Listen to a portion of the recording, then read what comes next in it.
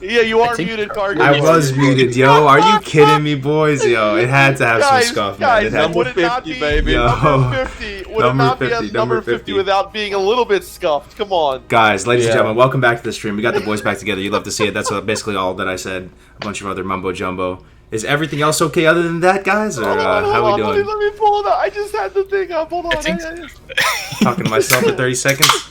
Man, oh man. There it is. Woo! Feels good, man. Got a lot to talk about today. We have Hamsterweel here gracing us with his presence once again. You always love to see Hamsterweel on a podcast, dude. That's just, you love to see it. Hamster, man. Good to see you, bro. Thanks, man. Thanks for having me on once again. Dude, Absolutely. Love to have you on. One of the OGs of Classic WoW right there. Absolutely. As OG as it gets, really. Yeah, absolutely. Can you guys hear the music, by the way? How's the music check? I can hear it, but... hear the music. I Okay. can see the shaved head.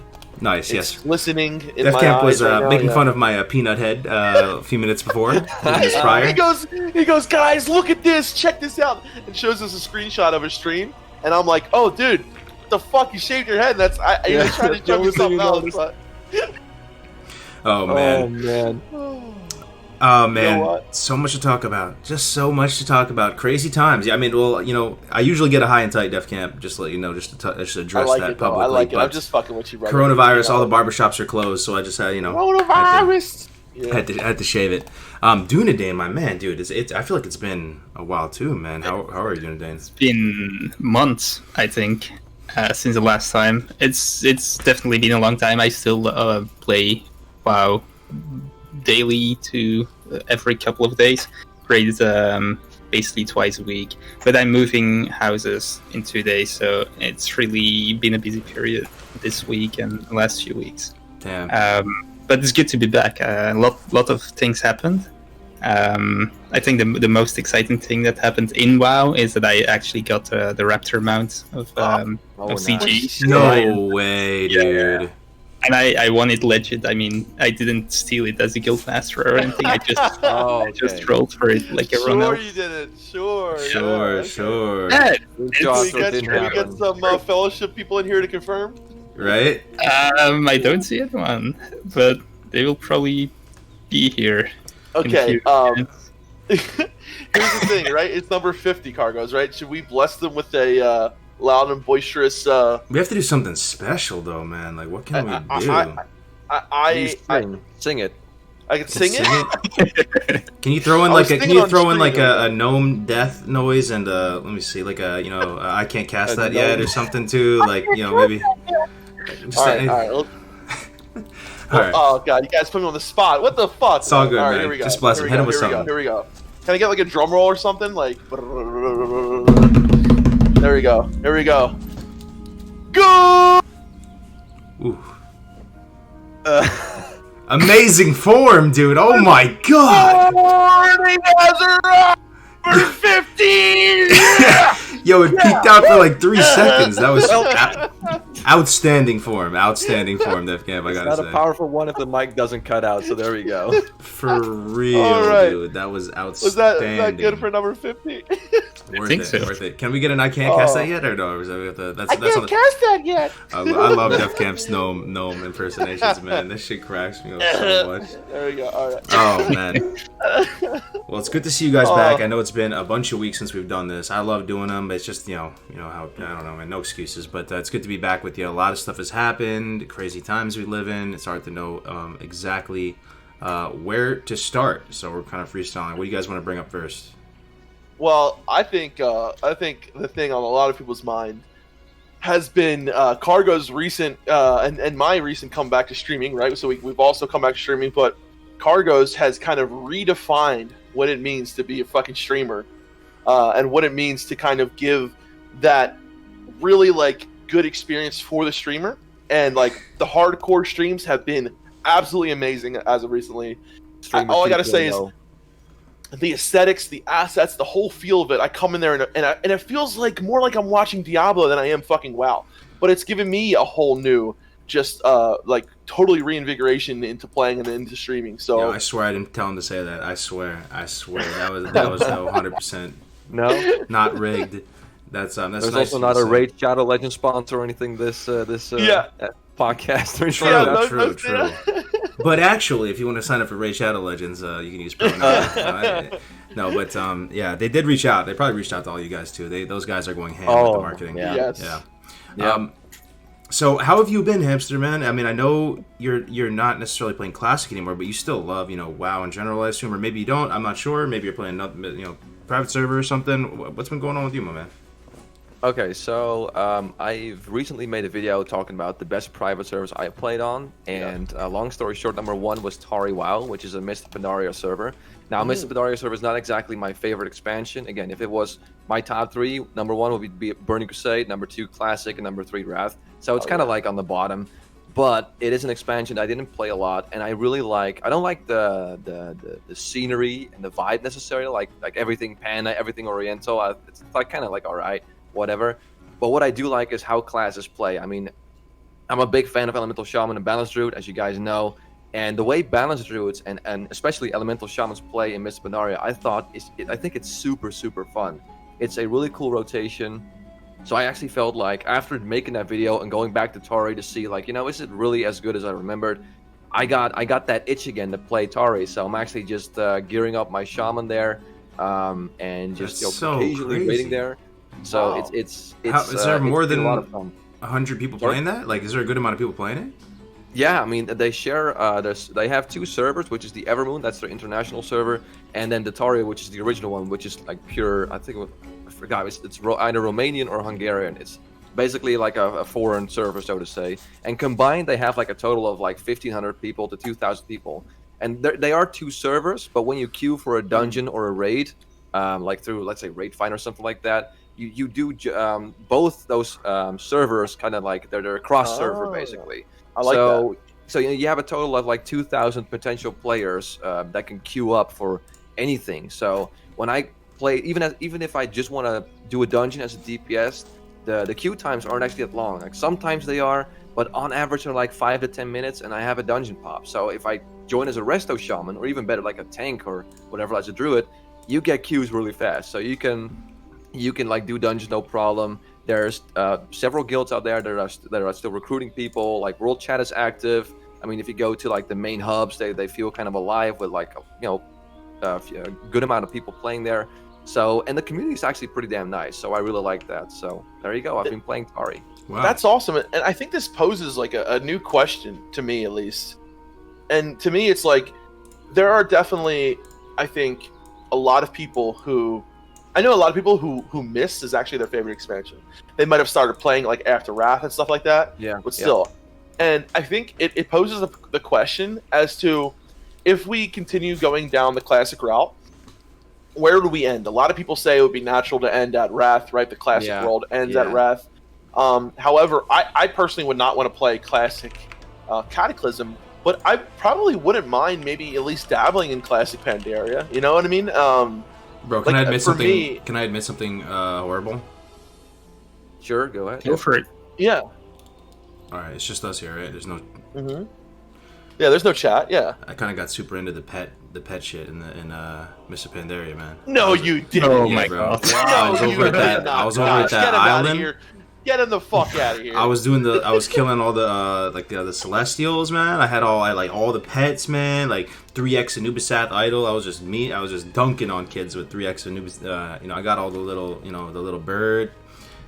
I don't know what the hell you're talking about, man. I've been playing Tari. I've never ever touched pet battles. I think it's really stupid. But anyway, whatever floats your boat, dude. Not have said that. Yeah, dude. He just came out of the WoW closet like, sorry guys, I'm a pet battler. Oh, you know what? We all have our guilty pleasures. We all have. Yeah, it's okay, Carl. We still love you. We still love you, bro. All right, dude. Make an exception for me, all right? All the other pet battles. I'm kidding, bro. You're kidding. It's all good. It's all good. Listen. You know what? It might have tingled your younger Pokemon.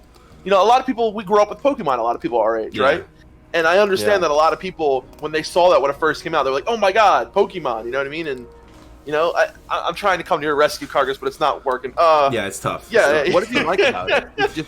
I never played it. What did you like about pet battles? I don't know. There was just kind of more of a meta than I thought. Like, I was watching some guides on it. Like, there was this kind of loose meta, and I thought it was kind of cool that somehow the OG pets too, like, the mini Diablo that some of the real, like, seriously OG players have in Vanilla WoW, like, they even gave those old pets some different abilities and stuff. And, like, they had certain pets that had a unique pet ability to that pet. And stuff like that, it kind of blew my mind. I was like, yo, there's kind of like a meta to this, and you could, level them up really quick, and there's more items. And I don't know. So, Mop was an expansion that I had the lowest expectations for. Like, I went into that, and I was like, dude, this is not Warcraft. I like the dark, edgy, ambience. So I was like, this is...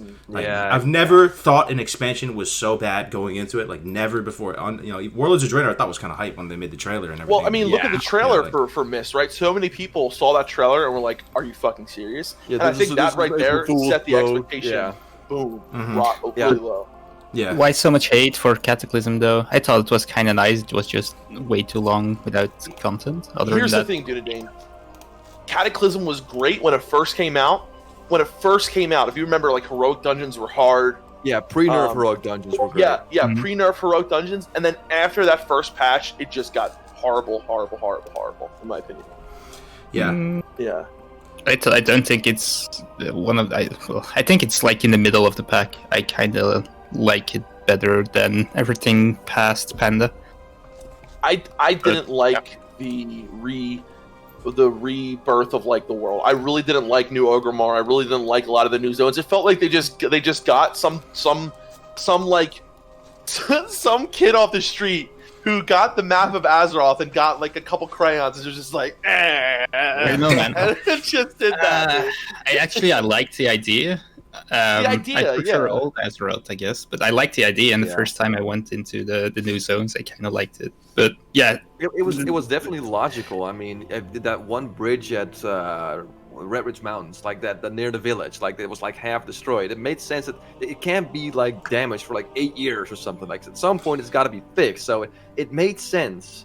I felt kind of hurt, man, when I saw some of the zones that we grew up with vanilla. Like when you saw it wasn't the shimmering flats all underwater and everything, and the oh my god, the barrens had a bunch of lava in it stuff. Like one of the things that bothered me a little bit about the revamp of the Cata world was that it was getting that light work, like that Michael Bay light work. It was starting to get that where like everything is like there's these bright red, rich colors in the barrens now, and this lava kind of gushing through it, and it started to get like kind of that sensory overload, too fantastical. It started moving in that direction for me as far as like the simple, realistic zones that are so... I didn't notice that very much. But for me, it's probably a minor thing, but the worst thing in that expansion, I think, was class trainers were useless.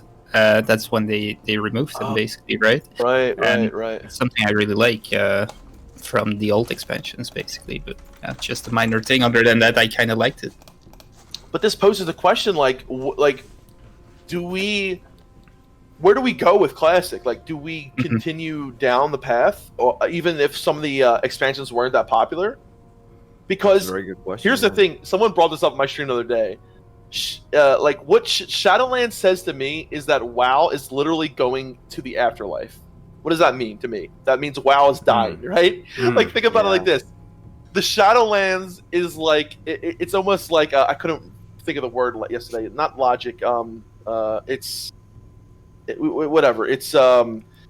fitting that the game is dying, right? The game is literally dying, and now it's going to the Shadowlands. It's going to the afterlife. So, like, is this Blizz kind of saying a metaphor? There you go. Is this Blizz kind of saying like, "Hey guys, the game's dead. We're going to the afterlife. Here it is. This is the end." I don't know. Because didn't they announce something recently that they're seriously thinking about not continuing it? Or I heard something like that. Or is that just what after Shadowlands? Yeah, I heard some kind of musters out of the darkness that it's possible that this could be the last expansion. I don't know. Yeah, isn't WoW still like a huge cash cow to them though? So financially, does it make? I don't know. Like, I think they'll just drag it out for as long as they can until they're like, all right, we're not even breaking even anymore. Pull the plug. I think they'll just drag it out as long as they're making money. Especially now it's Activision Blizzard. Yeah. They just like, okay, just fill it up with useless crap. Like it's I don't mean to. Let's get some feedback here from the chat too. Like, I'm really curious if people think WoW is picking up steam as an IP as a overall. Like, if it's getting like stronger as the player base as a whole in WoW getting bigger. Is it going up the ladder or down the ladder. I don't know personally because we live in these bubbles, guys. We live in a fucking hamster wheel. Does that include Classic WoW? Because no disrespect, but all I'm saying is, so I've been seeing a lot of press clippings come out for Shadowlands. Like, a lot of them. Like, people are hyping up Shadowlands. They're making it seem like World of Warcraft is getting this whole new fresh coat of paint. Like, it's been so successful after all these years. So I just don't know what the read is. Like, I mean, I'm not going to play Shadowlands, just throwing it out there personally. But, you know, I don't know how to read that. Like, is WoW getting... Is it successful by the normies or what? I don't know. What do you guys think? So, like, if you include Classic into that, then yes, right? It is getting better, I think. But if you just look at retail, I mean, I agree, Kargoz. There was so much hype going into Shadowlands, but now there's a lot of stuff coming out. I don't know if you've been I was watching some Asmongold stuff, and there are these new systems that are coming into place that a lot of people are disagreeing with, that a lot of people are not liking. So I think, I think honestly, what it comes down to is there are some people that are going to really, get pushed into Shadowlands. But what happens is it going to revitalize the game? Are there going to be a ton of people playing it at the beginning? Yeah, there's going to be an expansion that comes out. You always have an influx of players, but can it keep those people over time? I think it really has to do with the system they're trying to go with. They're trying to change a lot in Shadowlands. They're trying to do things that they never really have done before, and that's either going to be really, really, really good for them or really, really bad for them. Yeah. But if you add Classic into that scenario, right, where is WoW getting the IP itself, then yes, the IP is growing, but I think it's more because of Classic. Added apparently there are more people playing retail than Classic. I heard somewhere like 2/3 retail, 1/3 Classic. I sense that in my gut. Yeah, I definitely sense that in my gut, man. And I have a couple of friends who never played WoW like ever, and they are my age. And suddenly I saw them appearing online. And at first they were playing retail. One of them switched to Classic and actually enjoyed it more, but the other one's still playing retail. I see more and more people in my friend list logging into retail as well. So there must be something appealing, I suppose. But I don't know what it is. But I think that the good thing is we have both options. So when we only had retail, I was always thinking, oh, I want to play WoW, but I don't like retail. So I rather play nothing because I wait on Classic. Yep. And now I'm playing Classic, and I don't care. I'm so glad you said that, Dunedain. You nailed it, bro. Like, I love that we live in this world, guys. Like, if anybody's alive listening to me right now, like, we have two options. Like, that is so nice for the history of WoW. Like, over the course of the entire history, options, basically. There's always people on the forums crying in every other direction, right? Like, so you have these. There's like the communities are kind of cut from different cloths, like at least you cover a good amount of the interest now. Like, it's not like people are always going to be saying, like, I wish it was like this, I wish it was like this. We have Classic, we have retail. That feels good, I don't know. Can I be honest? I've got an announcement, kind of like you did, Kargoz. That might make me look bad. So I can. So, oh god. So here's the thing, right? So like I think, and this kind of has no idea, but the Classic right now is in a bit of a lull, and I think Dunedain, what you're saying right now definitely makes sense. Because Classic has gone in a lull after, like, it's been a long time since BWL's been out, right? When I stopped streaming, BWL was out, like 3-4 months went by, and I'm started streaming again, and it's still BWL, right? So, it's definitely been in a lull, and I think because of the Shadowlands hype and everything like that, a lot more people have been playing retail to either get their characters leveled up and this and that. So, not that long ago, I had gotten invited to the beta, to the Shadowlands beta and the alpha and shit. Really? I didn't play it. I didn't play the alpha.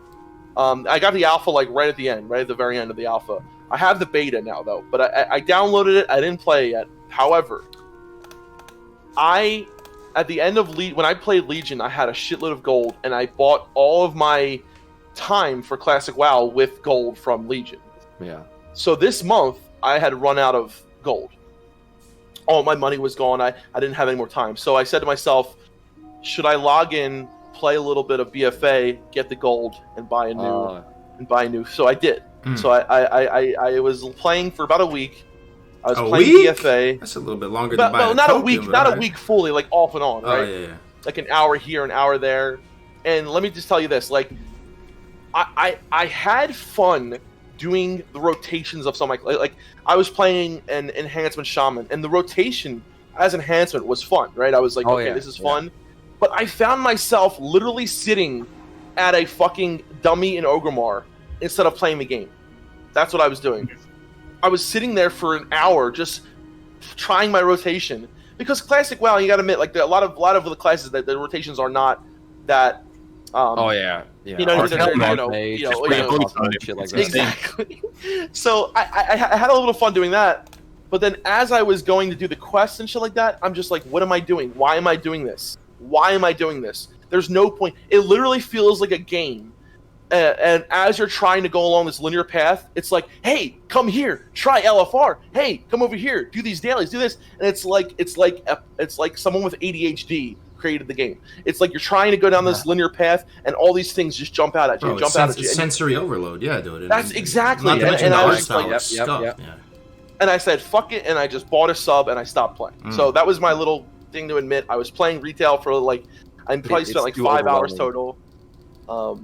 Is that worse? Is that worse than pet battles, guys? What do you think? No. Oh man, No. Very good question. Chat aside, 1 for pet battles, 2 for BFA, whatever. Yeah, we're playing BFA for 5 hours. I got to admit though, I hope basically that Classic would be a bit more challenging, and we know it isn't. Maybe AQ will be, but I think many players kind of want to try BFA sometime and see if it is more challenging. That is basically more challenging if you raid. So that's something I miss in Classic, and I can see why people would move to BFA to experience that challenge. So see, here's the thing. It's challenging in a different way, though, dude. Because like this argument, I'm sorry. I just want this argument that like retail is harder than Classic never really stuck with me, because Classic is a totally different challenge in a way, right? Because it's about you know, going through this long like leveling experience, getting gold, getting all these things differently. Whereas retail is a challenge in a different way. It's like it's a challenge of, you know, and a lot of the mechanics feel so recycled in retail. I've never I'm it's very 100% rare that talking raids though. The leveling obviously. Okay. Yeah. If you So just look at raids, then... Yeah, in raids I can definitely see that. I mean, like I said, it's a challenge in a different way a lot of times, because a lot of the people, if they're raiding at a, so the only kind of thing I can say is like, you know, to bring a in the middle is like, okay, if you're looking at mythic raiding, the only comparison in Classic is like really fast timed, like you know, timed runs. So like that right there is a lot of preparation as well. You need a whole bunch of gold to get all the consumables. You need a whole bunch of gold to get you know, all the different mats and everything that you need to do you know, a 15-minute, whatever, 20-minute fucking BWL that was done this week. Yeah. Whereas in, you know, mythic raiding, it's like learning the mechanics, doing this, and as time goes on in Classic WoW, we're going to kind of meet in the middle with where we are, right? So it's going to be less gold and more mechanic stuff. So it's going to come and meet in the middle, and I think TBC is a nice bridge of that, personally. Less for me. gold, probably more gold. But the last few weeks we were trying to beat Embers down, world boss, and that's an actual challenge for us. And I must say I really enjoyed doing that, and we still didn't down him because another guild did it twice. But I really enjoyed it, and I genuinely hope that AQ will be something like that or harder, probably. Yeah, I mean, one thing you have to keep in mind is still the itemization. I mean, I've made a video about this, and there's just like multi-core. Multi-core was clear in no time at all. Same with Black and Lair, and sure, it's because of, you know, the strats and all that. And people just there's so much more information about there, how to min max and what buffs to get, and exactly that. Talents, but also the items are just and talents too. But it's just that's one of the things I really didn't like about Blizzard, where they. I'm just going to call it as it is. I think they were flat out lazy not doing the progressive itemization. So many items were so much more terrible back then, which would have added a lot of extra difficulty because your raid would have been doing a lot less DPS. So absolutely, dude. I hate that they didn't do that. It sucks. And also the talents and stuff like that. Like, I don't know why they keep saying like, it's too complicated, or we don't have the resources. Dude, private servers have that information. All you got to do is be like, knock. Hey, you know, hey guys, Nostalrius, you guys that offered to help us so many fucking times. Yeah, exactly. We're finally going to take your help. Like, that's all you have to do, dude. Exactly. You know? I wish it was like that. Yeah, sorry? I 100% agree with you. And also, I think if there would be a private server when there's a downtime, who's actually doing all those things, all the old talents and all the itemization, all that stuff, I think that would be a successful thing, and I might even try it out.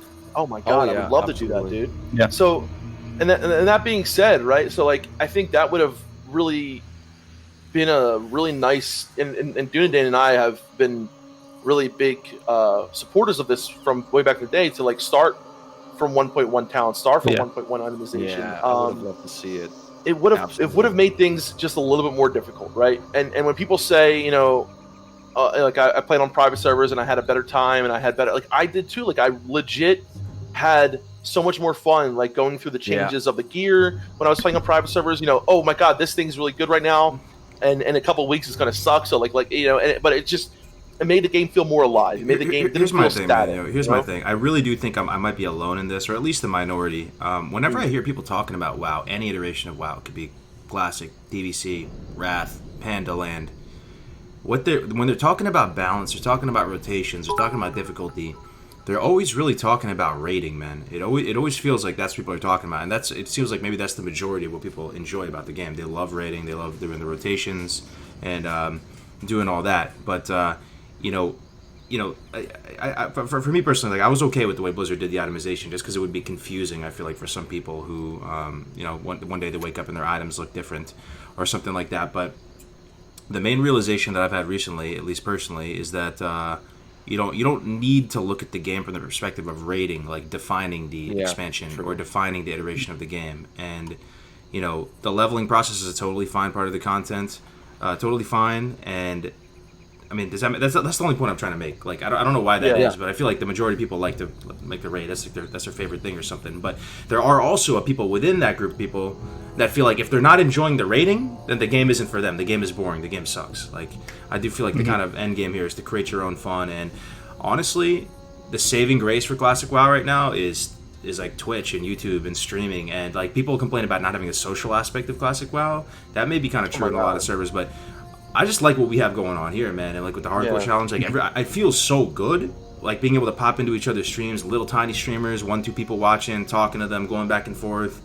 I'm kind of off on a tangent here, bro, but I like what we have going right here. It feels like this is the right way to play. Like it feels feel way good, more like Classic. It does. True. I like what you say, Kargoz, but I think raiding is like 10% of the game, probably less even. But it's the thing you work towards, right? And if then the raids are really easy and a cakewalk, then you work towards nothing, and that feels bad, So everything else might be good, but if the end thing is a bit too easy or a bit crappy right now, let's be honest, then that's not good.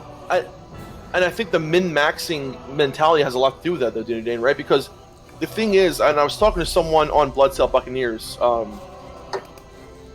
So Bloodsail Buccaneers is a RP realm, right? And I can just tell you right now that just logging on there, even if you're not doing hardcore, I was having a better time.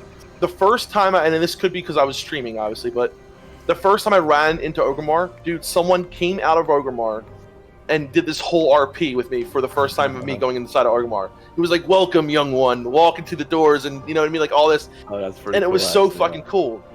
And the other part of it is, a lot of these guilds, they don't min max. They play characters they want to play. Yeah. And like they'll bring boomkins, they'll bring fucking shadow priests, they'll bring whatever works, and their main objective is to clear the raid together, not in a certain amount of time, not whatever. I think a really sad part of it is what it comes down to is this min-max mentality that has gone into Classic WoW, and then everything has to be done, oh my god, you're not an orc warrior, well, we're not giving you this fucking axe, you know what I mean? Yeah, actually, sorry, Ham, do you want to say something? No, I have a lot to say on this part, actually, because the min-maxing, I'm totally against it, as you know, but you can't really stop it. And I have to admit something. I have been boosting my hunter alt through Marathon. Yes. I thought I would never do Kargoz it. with the pads. Yo, I'm the same way, Dunedain. I am. There's something wrong with my brain that I'll short circuit if I'm doing something too inefficient or whatever. That like, so I have to like seriously resist the urge to boost. And like, honestly, I would even I would probably boost right now. Like, I don't know. It's just Blizzard sets that meta, man. Hardcore boosting, guys. Here we go. That's a problem, though. It's so much faster that you feel like you're wasting your time from 40 to 50 if you're not doing it, and that's a giant issue. Yeah. And in raids, it's basically the same thing. We still bring boomkins or ferals or whatever class, retribution, prot paladins even. But even then, it's super easy, and even then, people are still min-maxing the shit out of it, and you can't stop it. I find myself going for world buffs as well, because I don't want to be last on the healing meters. I mean, you do those things, and it's kind of nice to be on top of the DPS meter, and if you want to do that, you have to min-max it. So, as long as the option is there, I mean, you can't blame people 100%. for doing it. You can blame Blizzard. You can blame Blizzard for putting it in there. And the more people do it, the more it forces other people to do it. But the thing was, I was starting to say, on Bloodcell Buccaneers, there's still min-maxing going on, but it feels like there's a lot less of it than there are in other servers. Yeah. And I think what you were saying, Kargoz, a lot of it has to do with the community and like where they're at, right? So I think RPers care a lot more about care less about the destination, meaning raiding with world buffs and getting that boss down, and they care a lot more about the actual journey, which is actually a really good way to approach WoW, because then you actually take some time to look around and maybe help someone out. I mean, if you're a super sweaty neckbeard Mega Maxer and someone comes up to you and says, "Hey, can you like help me with this quest real quick? It only takes 15 minutes." You're like, "Fuck that! I got to level. I got to do this, that, and that," and then you might miss out on a really cool experience. And I generally feel like I'm not an experienced RP player. I feel like those people care a lot more about, you know, having a good time and you know, focusing on the journey rather than the destination. And in the end, they'll have a better time, because min-maxing is really cool. It's that natural level of competitiveness that most WoW players have, like, you know, with the parsing and seeing like, oh, where am I at in the list and everything like that. I get that, but I don't know, man. Like, doing things so fast kind of takes away some of the fun, I guess. Here's my thing. Dunedain, you're spot on. So Dunedain, you're spot on right now. You can't stop the min-maxing. It's going to happen, right? It's going to happen. Like, the meta is what it is. Blizzard sets the meta. Humans are going to take the path of least resistance to get from point A to point B. I get it. That's why I do think the true end game with classic WoW is to treat it like a sandbox. People always say it's a theme park MMO. I don't even really fully understand the difference, to be honest. But, you know, like what Kungan's doing with the vanilla green thing, like that's one aspect of it. But I genuinely, classic community, feel in my heart of hearts that hardcore is an amazing, possibly the best way to experience classic, in the sense that even for you guys as raiders, right? Hamster, you're a seasoned raider. You guys are all big brain fucking raiders. Even for you guys, you know, this is, you know, you love killing the dragon, slaying the computer, right? Like, that's pretty fun, going up against the environment and killing it. Hardcore is in that vein. You're killing stuff out in the world, right? But you have one life. And I see these seasoned raiders, we'll get into this later, but I saw Alex, you know, streaming it yesterday for the first time, and someone who almost is like brain dead bored with the game because he's like done it so many times, and he's just like, oh my god, this game is just not fun at all. People just shitting on classic. It is not fun at all the raids are dog shit easy, go to private servers, all this. But if you were to actually honestly give hardcore a shot, it is genuinely tough to get to 60, man, without dying, and to treat it with one life. You're going out in the open world, and even I'm curious your thoughts on it, Hamster. Like, if you think you would enjoy it, or if like you think you could do it, if it would be easy. It just puts the soul back in the game, man. I don't know. What are your thoughts on it? Hardcore rating. The thing with me is, I'm a guy that really thinks ahead, like really far. So if I'm like starting my level 1 character hardcore, I'm already thinking like, okay, where am I going to end with this character? So and then I start thinking about, well, I'm leveling in a 1x raid, and it's gonna take ages because I'm also doing the hardcore mode. Like, it's gonna take ages for me to get rating. Like, even when I'm level 1, I'm already thinking about that. So I'm not sure if I can really do it, nor do I don't know. To be honest with you guys, I don't want to throw more money at Blizzard. I don't think they deserve my $15 a month. If you guys want to pay them $50 a month to play Classic, perfectly fine. I'm just saying I don't really want to do it anymore. I got you. And again, with me, I kind of ruined my. I wouldn't say ruined it, but I kind of spoiled a little bit what we said previously, where I play private servers a lot and I leveled a ton of alts. That I'm not sure if I can level a character again on, let's say, a 1x raid server or just Classic, and I'll genuinely enjoy myself. I don't know. I might give it a go. You know what? You know what the secret is, though, Hamster. You know why you might? Sorry, what? You know why you might give it a shot? Because this is a very important piece of the hardcore. Is the streaming aspect of it, man. Like, so if you were sitting by yourself in a room, me personally, if I wasn't streaming, it would be kind of weird for me to do the hardcore challenge by myself, because you're kind of just in your own imagination. people crave that social aspect of it, right? Like that's such a big part of this, right? The fact that you're able to share these moments and go on that sort with other people watching you, Hamster. Imagine like there's 100 people watching you go through this character's journey and you're building out the character together. I do feel like that changes the game a little bit. Like it almost aligns the incentive a little bit. Like, you know, because I'm kind of the same way, bro. Like, am I going to sit there and level 1x by myself and pretend like I have one life just for myself? You need like a community in the social aspect. You need the clout. You need the competitive spirit. You need a monthly tournament or something. You need some way to like make it so you're not just playing imagination in your own head, playing La La Land. Like, I don't know. So very true. I don't think I can get over the fact that when you die, you have to delete your character. Let's say you get to level 30. To me, getting level 30 in Classic, to some people, it's like nothing. It's like, oh, it takes no time at all. For me, getting level 30 in Classic, I think it takes a lot of time. But that's just based on how many hours you have to spend leveling, and you compare that to how many hours a day you can play WoW. I think it takes a lot of time to get to level 30, but that's just me. So if I get to level 30, let's say, which you know, I'm far from level 60, and I die, I gotta delete a ton of time. I don't think I can do that. That's the whole problem. I don't think I can commit to that. It's gonna put that fear back in your belly when you go out into the world. It's gonna buff the world. It makes you care about your character that much more, though. Right now, who gives a shit about the world? You can see it. In order for you to feel stimulated, you need to kill 5,000 mobs at the same time in Maraudon. You need to literally pull the entire dungeon for you to get titillated by the combat. You actually need to pull the entire dungeon, or you need to kill 7 million Scarlet Crusaders, you know, at once in order to feel titillated. Play with one life. It's gonna put that fear back in your belly, man. So. I got a train of thought, and if you guys can carry with me here. So, okay, right, something that is so great about hardcore, right, and that was so much of us love it, is because, you know, there's still min-maxing that occurs like in hardcore, right? Because, you know, okay, I want to do the best professions, I want to try to get the best survivability I can, but it's min-maxing in a different way. It's like it's your thought process of how you can, you know, survive best, of what you can do, and you're learning, right, the whole way, and who knows, over time min-max, because like min-maxing comes out of people doing the same thing over so long ago, but you still have min-maxing in retail, you still have it, so that whole mentality side, just put that away for a second, right? The whole min-maxing. What does hardcore do? Hardcore, you put some kind of limitations on you so that you have a different experience in the game, right?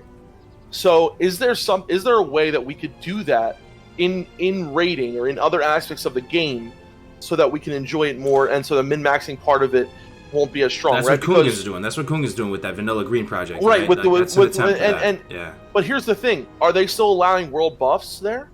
I don't even know. I don't know. Because what world buffs doesn't, and here's the thing: like with the min-maxing, like world buffs, and I think Melderon was like really on point when he said this so long ago, is that, you know, there was a group of people who killed Ahn'Qiraj that not that long ago naked, right?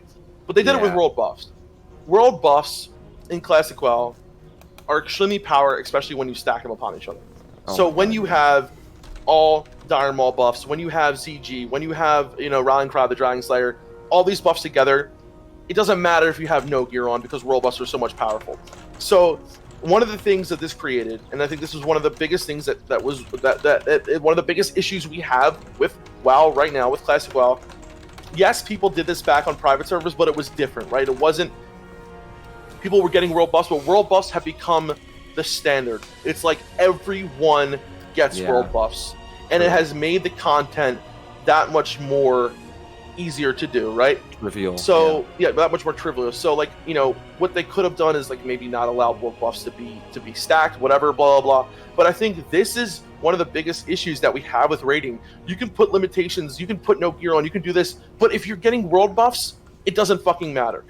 But the problem is, if one person gets world buffs in your raid, it puts, like Dunedain was saying, it puts pressure on everyone else in the raid to want to get world buffs. Get it. Yeah. Right. But I think maybe people should shift mentality. Like, is it that fun to kill the robot over and over again every week? Like, I saw Alex streaming yesterday. He was just asking people. He's like, for those of you who are actively raiding, are you having fun right now? Like, do you wake up giddy and want to jump on the computer and play? Do you love getting world buffs and raiding, or even without the world buffs? Like, maybe some people do. They love raiding. They love getting the gear. But I don't know if that's just like a conditioning that you feel like you need to get the gear. Because people always talk about Classic WoW, it's the journey, not the destination, right? Live that, dude. Like, if you know, if you say that, like, go put your money where your mouth is. The journey, not the destination. You know, go do the journey. I don't know. I'm in my own like lane with this leveling stuff. But let me tell you one thing right now. So we're doing this Good Morning Azeroth right now, and it may seem to some of you who are newer viewers like, all these guys are still hype about Classic, and there might be this big disparity between how you're feeling about Classic and how it appears that we're feeling. Like, I'm very high energy right now. If I was raiding week to week, having to get world buffs, showing up just to get an item with the exact same tooltip as my last item with like 4 more spell power on it, and I do that every week, and we're just sitting there like it just doesn't. The carrot on a stick is just not there for me, right? It's not strong enough. So what I'm suggesting is just try to think about the game in a different way, maybe like try to create your own challenge, do something like that, create your own community, do something like that, because and hardcore does that. It does shift the mentality. It shifts, like French Toast was saying about this. He said you can't tell people to shift the mentality, but like hardcore does do that in a way. It shifts the mentality into something else, and I was wondering, is that possible to do in other aspects of the game? Like, I like how you guys invented hardcore, basically Kargoz, and went for it. I really like how you try to make the game the journey as it used to be. But wouldn't it be extremely nice if we didn't have to do it in that way, and if it was just basically the way you had to play the game in the most efficient way? You know what I mean? If you couldn't boost characters, if you couldn't get the hardcore, the world buffs, if the gear wasn't as overpowered and all that crap, I mean, if min-maxing was actually a good thing to do in the game to make it possible to kill raid encounters, wouldn't that be what we want basically from WoW? I think Blizzard should really rethink the whole thing for TBC. Yes. Otherwise, people will drop out. And agreed. It's fine because it's the first time we go through this whole classic thing, and people are excited for AQ and Nax. And there's always the idea that Nax will be hard, or AQ will be hard, and if AQ isn't, then Nax will probably be hard, and all that stuff. But they will not go through this whole cycle again for TBC if it's the same cake. Walk in the park. It's a really good point. I don't know. You know Big Musk, right? Yeah, Hamster. You've been on his podcast before. Oh yeah. He's a cool guy. Sometimes he goes a little off the handle. You don't have to agree with everybody he says. That's but the scared to try. I watch his stuff, and it's cool to get different opinions and stuff. But one thing he said is he was just saying, he's really shilling for Netherwing or the Karazhan server big time. He's just saying like, this is going to be the last time you can play TBC the way it was intended. And one of his points was that classic TBC will be the same as vanilla, same as classic like vanilla right now. Like if you think it's going to be any different, it's not. I could not agree more. Don't get me wrong. I'm still going to play classic TBC. I'm still going to have a blast playing classic TBC, no matter how it shakes out. I'm going to be chilling with my boys, Defcamp, Melderon. I'll be streaming with you guys, doing whatever. We'll make it fun, but it is going to be the same. The mentality is not going to change. You're absolutely right. The mentality, I don't want to believe that. This is what's going to happen, man. You're going to be so hyped. You're going to be watching the Illidan trailer. You're going to be with your friends. You're calling up your old boys going to play again. You're going to be logging in. It's going to be a shit show queue, or whatever. Like, let's launch. It's normal. Like, Dark Portal. But you're going to log in, and you're going to look to your left. You're going to look to your right. You're going to see people with just ridiculous amounts of gold. Nothing like it was back when vanilla moving into TBC. Like, basically infinity gold. They're going to race to 70. They're going to get 70 in probably a day. Someone's going to crack the code and figure it out. They're going to just find a way to spam their way up to 70 or do something. Everybody's going to be 70. They're going to have flying mounts instantly. You're going to have this exact same meta slave, sweaty raid log meta. So, I mean, you could enjoy that right now, but just know that is what's coming. I just want to throw that out there as a PSA that you may have an expectation that it's going to be very different. I agree, but there are things about the Burning Crusade that is going to make it a little bit better. Right? No world buffs. Yes. No world buffs. True. There's going to be a gold cap, Kargoz. The dungeons are harder too. Yeah, they're just harder. Like the dungeons and heroics. Just like some of the most fun. But I agree to a certain extent because, like, we have seen that values on private servers are definitely higher and harder. Like, shit is harder on private servers than it has been in classic. And I'm wondering, and it's probably going to be exactly the same come TBC. But the thing is, I do think that not having world buffs, as long as they impose some kind of gold cap, maybe no more than like 2,000 gold per character, or like 10,000 gold per count, right? Something like that. Here's the thing though, like TBC for me is a lot different than classic in a lot of ways, and I think there definitely has been a lot of min-maxing done for TBC. But I definitely do feel like there is a little bit more of a unknown factor in TBC when it comes to certain things. Like, you have Arena, right? You have a lot of people who know what the best Arena comps is. Like, there's going to be a lot of fucking rogues. There's going to be a lot of, priests. There's going to be a lot of, like, Rogue Mage, Shibitu, Priest. There's going to be a lot of Druid Warrior. It's going to be a ton of that.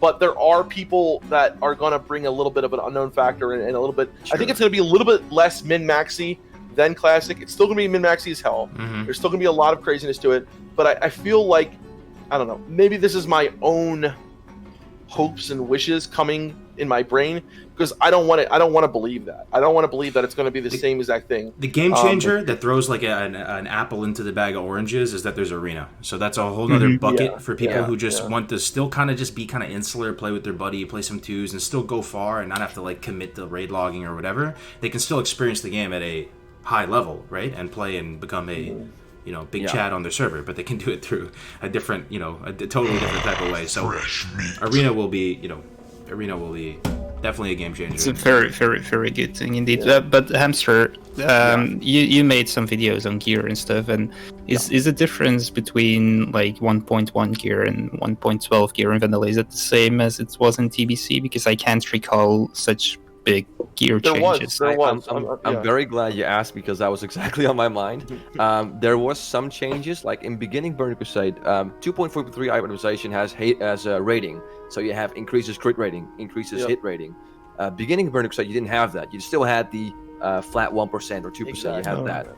However, Nax gear, dude. Remember the fucking Nax gear too? Oh my god! God, it was so bad at first. But basically the yes, there is a difference in between compared to how powerful items were in 2.1 compared to 2.4.3.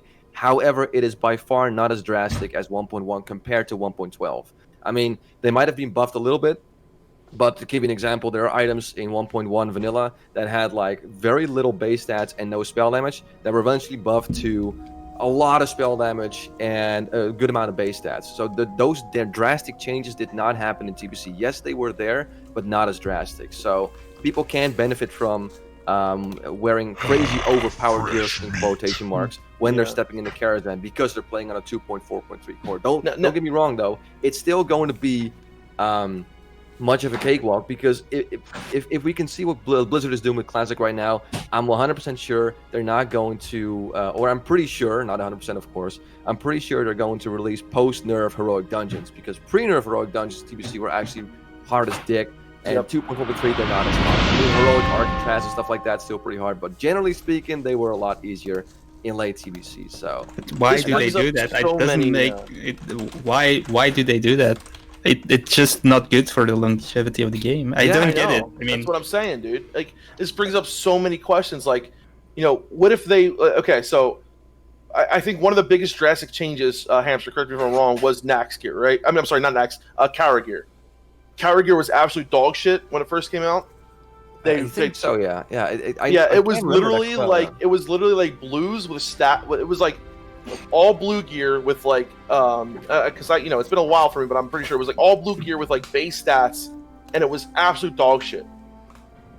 They totally revamped the gear from Kara, and it almost became in a way like a catch-up raid, because when you first did Kara back in the day, you had like the gear that was from it, you had your tier whatever, but like all the other gear was shit. When they revamped the gear, Kara almost became. That's why you had so many people going back to Duke Kara. Halfway through TBC, because they revamped the gear. It almost became like a ZG in a way, because the gear was revamped and it was better. Now, that being said, they're probably going to come up. Blizzard's probably going to come out with like they did with the itemization of the final version, the 2.43 itemization of everything. If they didn't do that, though, if they did the original itemization, from either from Kara or they did this like Dunedain was saying, they had the original heroic damage and stuff like that, it would make for so much of more of an interesting game. Like, yes, absolutely, because what you have to keep in mind is that the min-maxing, most of it, like people are already like theory crafting and min-maxing when it comes to TBC. Most of that, what you can do right now, is based on private servers with a 2.4.3 core. Right. So if Blizzard all of a sudden says or publishes like, hey, we're not going to do that, we're actually going to start with 2.1, and we're going to have our own damage values that you guys might even know about, because what you're doing is calculating it based on 2.4.3. Exactly. If they did that, that would be so damn cool. It would be huge. They have the information too. Yes. They have it. Would that make you play classic TBC? Oh, Hamster? maybe.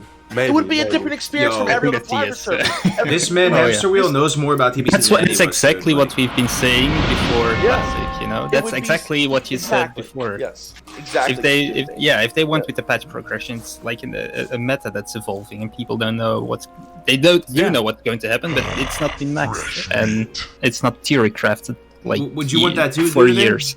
That sounds good to you. Sorry, You would be down with that too? obviously. Okay, so I mean, this is really interesting to me. So, like, I don't consider myself like a fucking raider at heart, but you guys seem like you're raiders at heart. You love this, and this is something you're passionate about. You understand the game better than 90% of the people that are going to play TBC. So, I'm curious what people in the chat think as well. If you could turn that decision that Blizzard would have to make into a question, how would you phrase it? You know, progressive Coach just said it. itemization versus.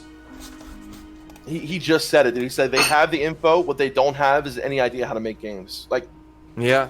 I don't think True. they would do it because, like, this is so smart. It would differentiate them from every other fucking private server. It would make people Yes. who are playing private servers and say, "Oh, private servers are better. Go to play TBC." You can create an active, living fucking game starting from 2.1 values, Right. starting from 2.1 gear.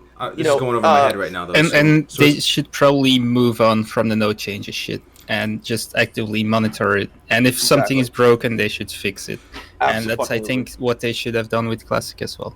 So But correct they me if I'm didn't. wrong. We're still talking just progressive itemization versus items being in their final form. This is yes. Yeah, but Well, also if and something is broken, let me give an example. If like Fury Warriors in Classic, it's definitely broken, and people didn't know that back in the day, but they do it now. So nerf it. I mean, it changes, I guess, but Damn. it would make it a lot more interesting.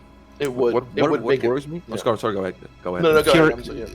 Yeah, What what did you worries say? me is basically Oh, this thing. Like, yes, Blizzard has the information, but it would cost more time for them to make, which means more Exactly. resources, which means more Exactly. money.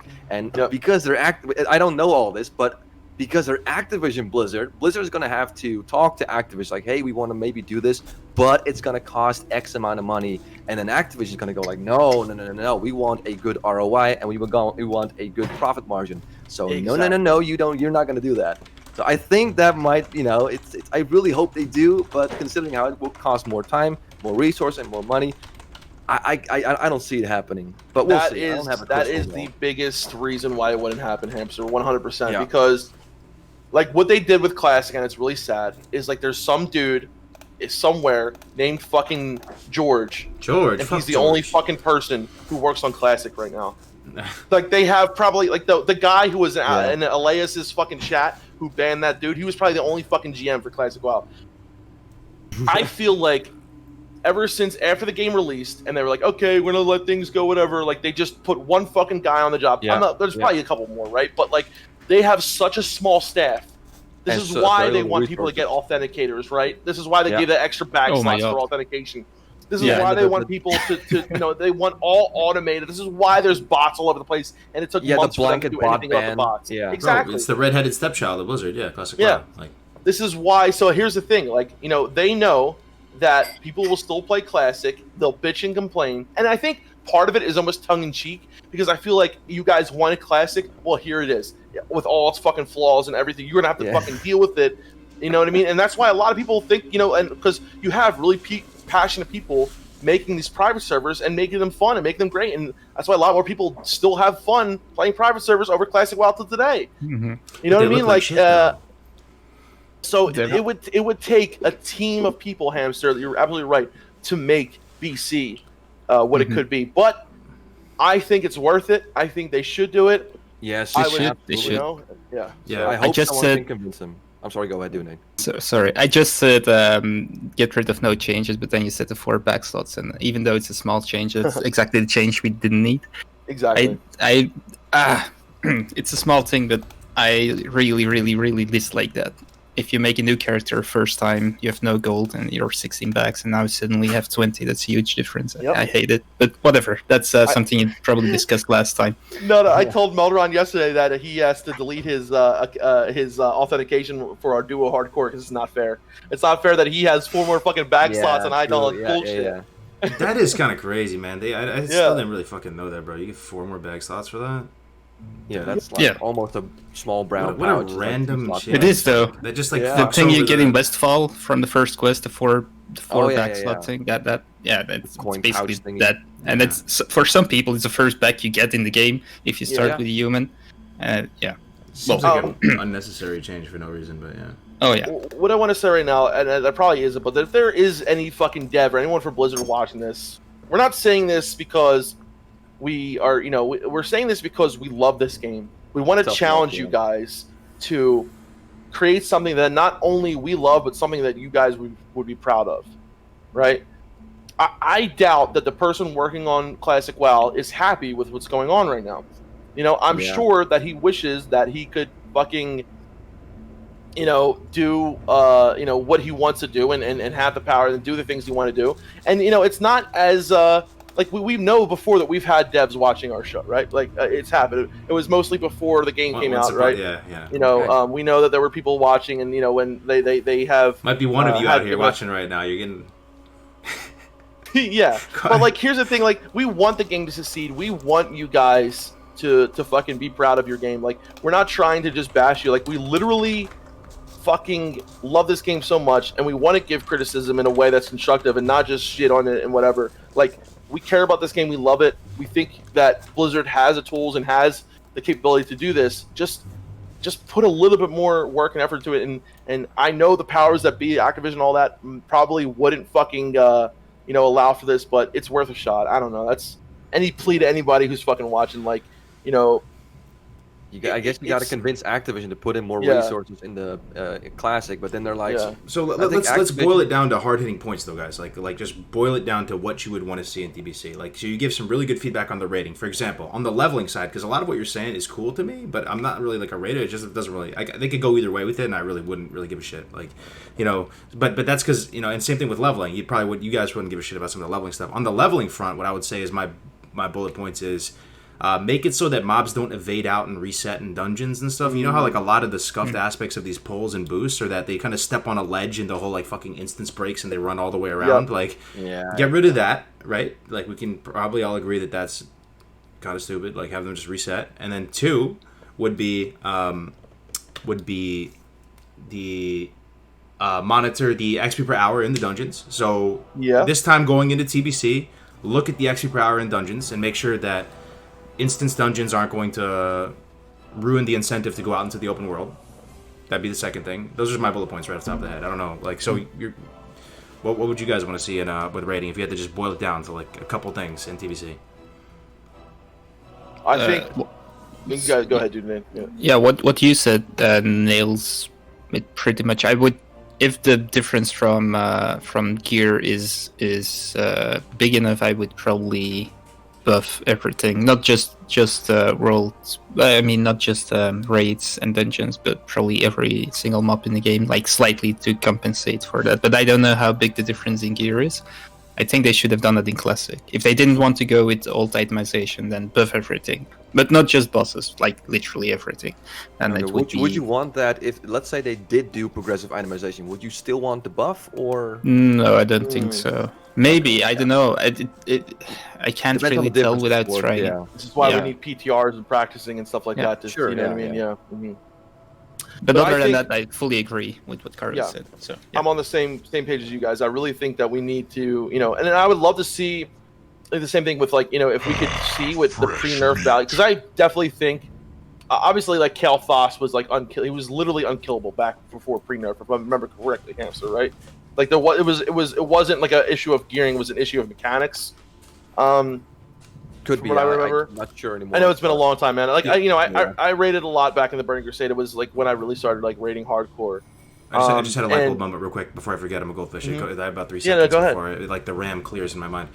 I think it'd be even kind of a hype marketing thing. Like, let me know if I'm going too far, chat. Like, let me know. Really try to think about it though before you re-out in the chat. All right, so it might be a cool marketing move if even Blizzard says like, "Yeah, you remember the TBC you love? Well, it's fucking buffed now, motherfucker. Yeah. You want to get some? Like, you remember Illidan? He's twice as hard right now. Like, that kind of blanket, buff. For some reason, it doesn't. I don't know if is it true. Who's getting triggered by that? Anybody in the chat getting triggered? But like, everything is harder, so it's fair for everybody. Like, all the mobs are just harder. Like, imagine killing one mob is actually kind of hard. It takes like a minute, or not a minute, maybe like 30 seconds. As Right? long I think as that would be it's acceptable doable, if it's reasonable. Yeah, if it's only like the 0.0001% that can kill it, then no. But if it's like reasonable for a good amount of people and not too many, then sure. I don't think that would be necessary though if we went back and did the old values, right? If we did the old values, if we did the old gearing, if we did the old talents, I don't even think that would be necessary. I think the only reason that would be necessary, Kargoz, if they did a 2.4.3 value, what they did in Classic, and then double buff the buffs. But I'd rather experience it in that older state. Like even bring back a lot of the pre-nerf stuff, like when it was harder, and because people obviously are better players than back then. But like, here's the thing, like, a lot of people don't realize this. Classic WoW was out for a long fucking time until TBC came out. People sucked in Classic, but by the time BC came out, people got pretty fucking good at the game, right? Yeah. People were using tons of add-ons. People were using a ton of macros with keybinds. People weren't keyboard turning, and people knew what the fuck they were doing. Yeah, you got Arena too. Yeah. Exactly, we had Arena.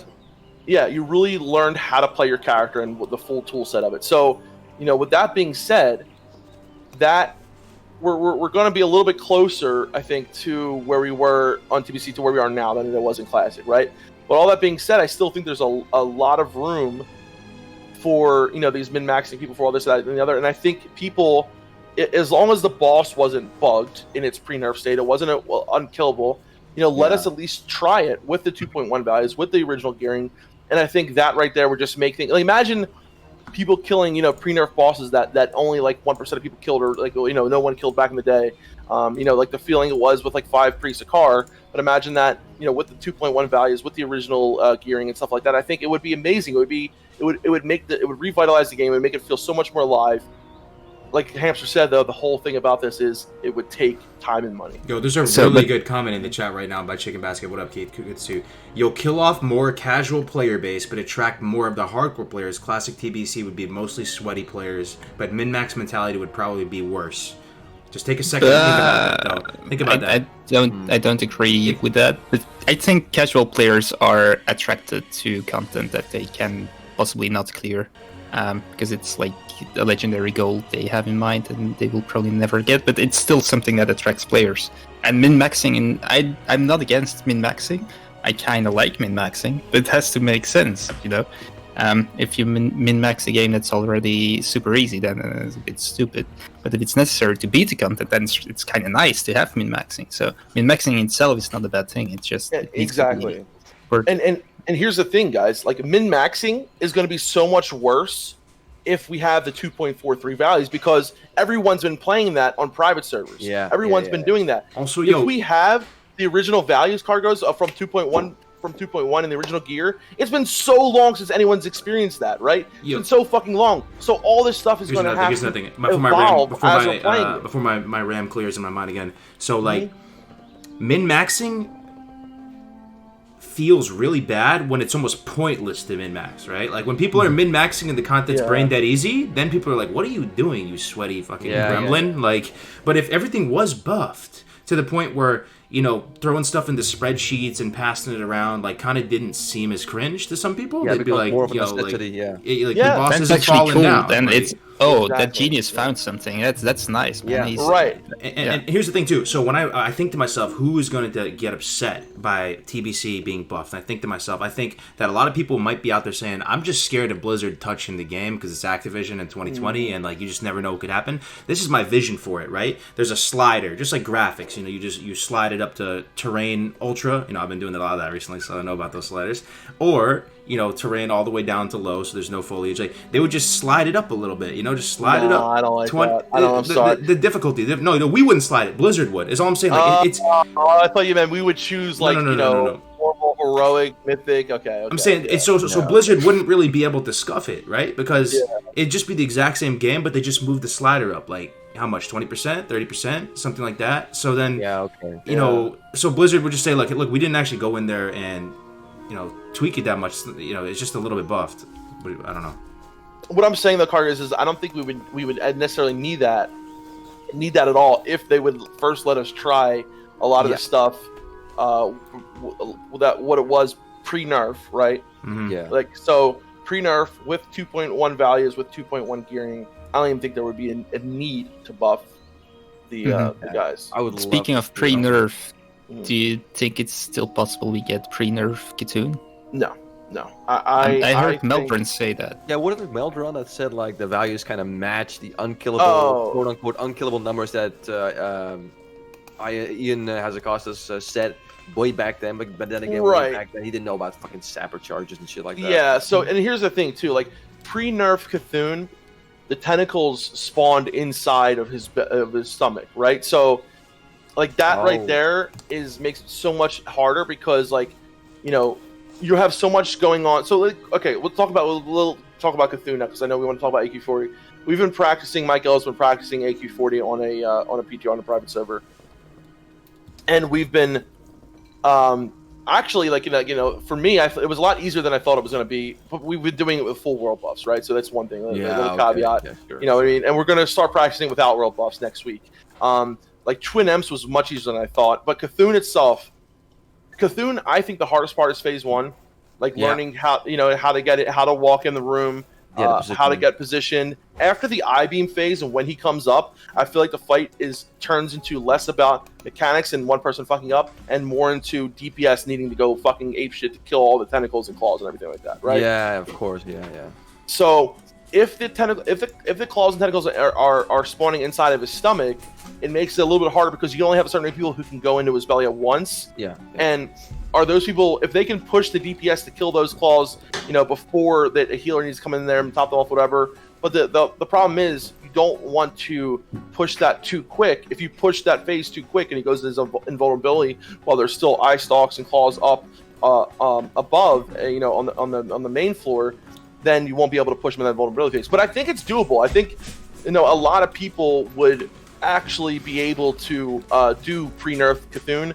I would love to see it if they did it, like, maybe for the first week, pre-nerf Cthulhu, like, you know, week 1, something like that. But the thing is, you know, the question is what Melderon was saying about the values and stuff like that. I think the health-wise and things like that are similar to where we were, what we're thinking was.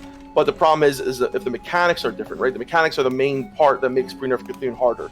So those mechanics, if those eye stalks are spawning in the stomach, that right there is what's going to make it a challenge. So, you know, if the values are similar to what we thought they were going to be, that's not going to be the biggest thing. The biggest thing is going to be that the mechanics are different and how they were for pre-nerf Cthulhu. So, all right.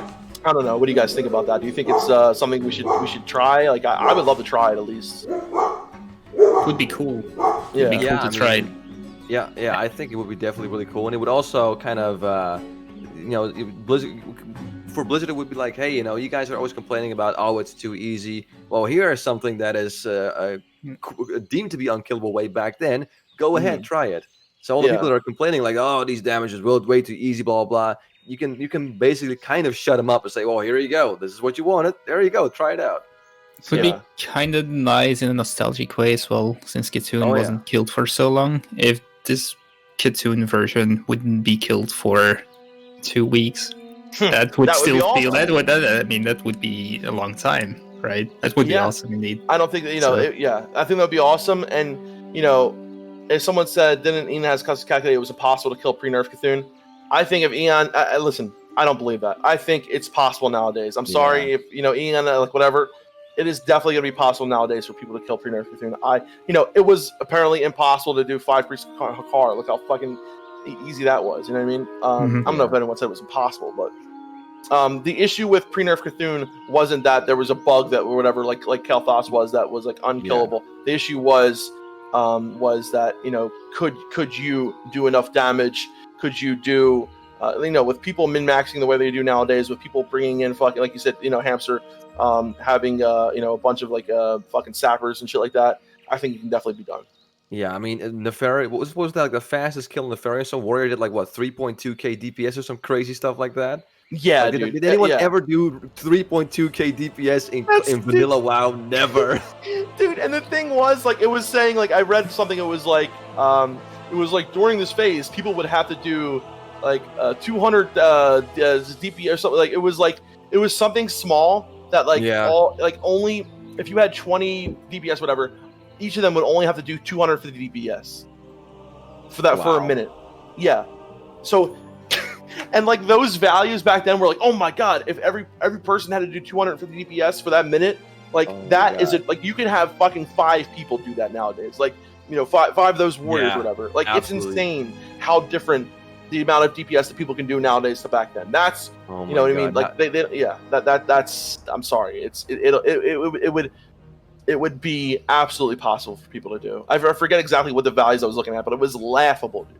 It was fucking now I want to see pre-nerf Cthulhu and a guild killing it with nothing but meme specs. Now I want to see that. That would be amazing. Come meme on. Specs, no world buffs. No world buffs. Yeah, Boomkins, red pallies, just all that elemental shamans and shit like that. Yeah, go ahead, kill it. That I would love that if we were able to do that. Oh my god. So like, and then it poses the question though. It's like, are we being selfish wanting this? Like, and I think it's because like, obviously it's classic WoW. There's one value. You know what I mean? There's one value. There's one. I'm sorry, one raid. There's no mythic, heroic, whatever. But I think it would be so much cooler to have, back in the day, what made classic so awesome is that only a small amount of people killed Cthulhu, killed KT in Nax. Mhm. It's okay. I don't think everyone should, do a first fucking day clear and this, that, and the other. I think it would be nice to have a challenge that, like, it would make the gear that Cthulhu, like the Scepter of the False Prophet, it's such an amazing Oh my god, that mace. fucking healing mace. And I want it so bad on my priest, but imagine having to, have such a challenge to get there, to get it. Like, I think that right there makes the game so much better. At least let us try pre-nerf Cthulhu if you have the values, if you have the information. I think it's not selfish, man. Okay. I never killed Kitoon in the old days, and I loved WoW, and many people never killed them, and they all love WoW. I mean, so it's not selfish. It's just something unkillable. And it's nice. Back in vanilla, we got 2 twin M's, but I didn't think we killed them. And anyway, we didn't get to Cthulhu at all, and we never tried it. So looking back at like videos from like Nihilum with like Kungan tanking and stuff like that, like it was super magical to see. Like the creators era mystery, like oh my god, what is this? And then you see the eye, and then the eye vanishes. Like oh, is this it? And then this giant tentacle monster comes out. It's like what is this hentai? So I know. Dude, the thing about Cthulhu is like that was. There was no boss anything like it. Yes, before exactly. Yeah, nothing even came close to it, dude. And that's one of the things that I love so much about it is it's a change in pace. It's basically saying, okay, guys, like things are now changing big time. Like things are going to become not like just fucking daisies and roses. Not you can't just like fucking whatever. Back then, at least, you know what I mean. Nowadays, it's a lot, not as much, but. Back then, Cthulhu was it's where the boys and girls, it's where the men and whatever the fucking saying. It's where the boys turn into men. Yeah. They separated the men and the boys. Exactly.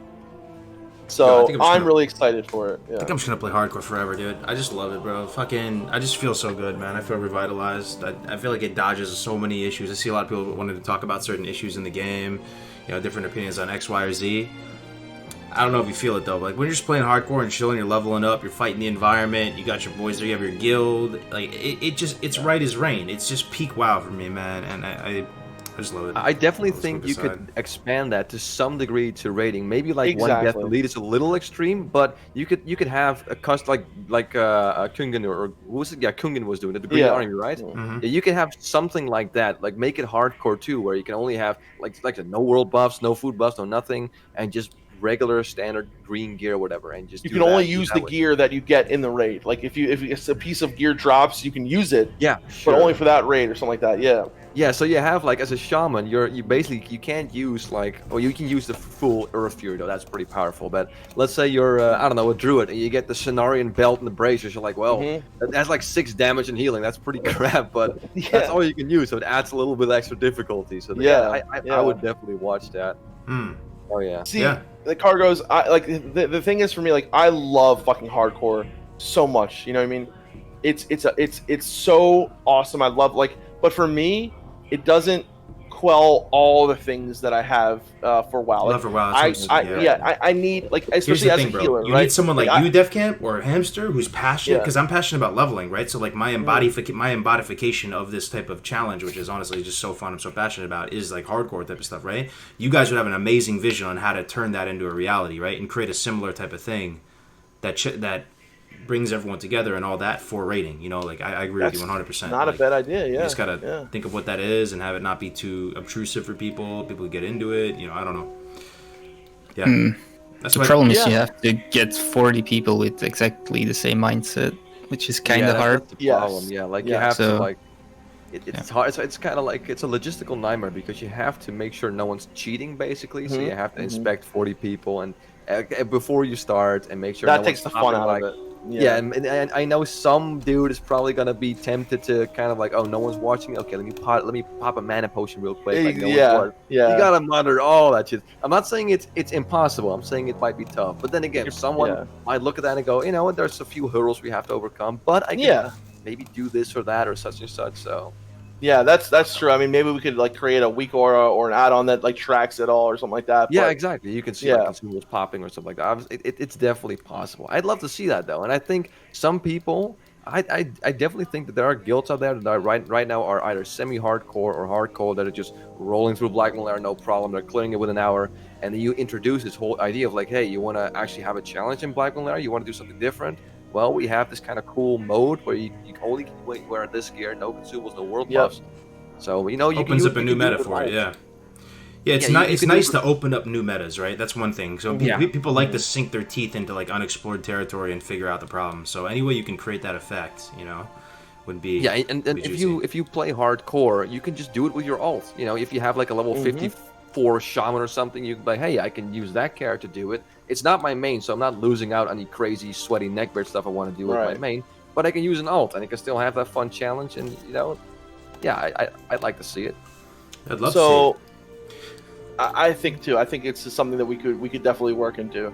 I wanted to just change if you guys have anything else because I know this was in the the title and everything, and we really haven't talked too much about it. But recently, I have watched a video. A lot of people have watched a video about a new game, that was coming out 2 years from now, right?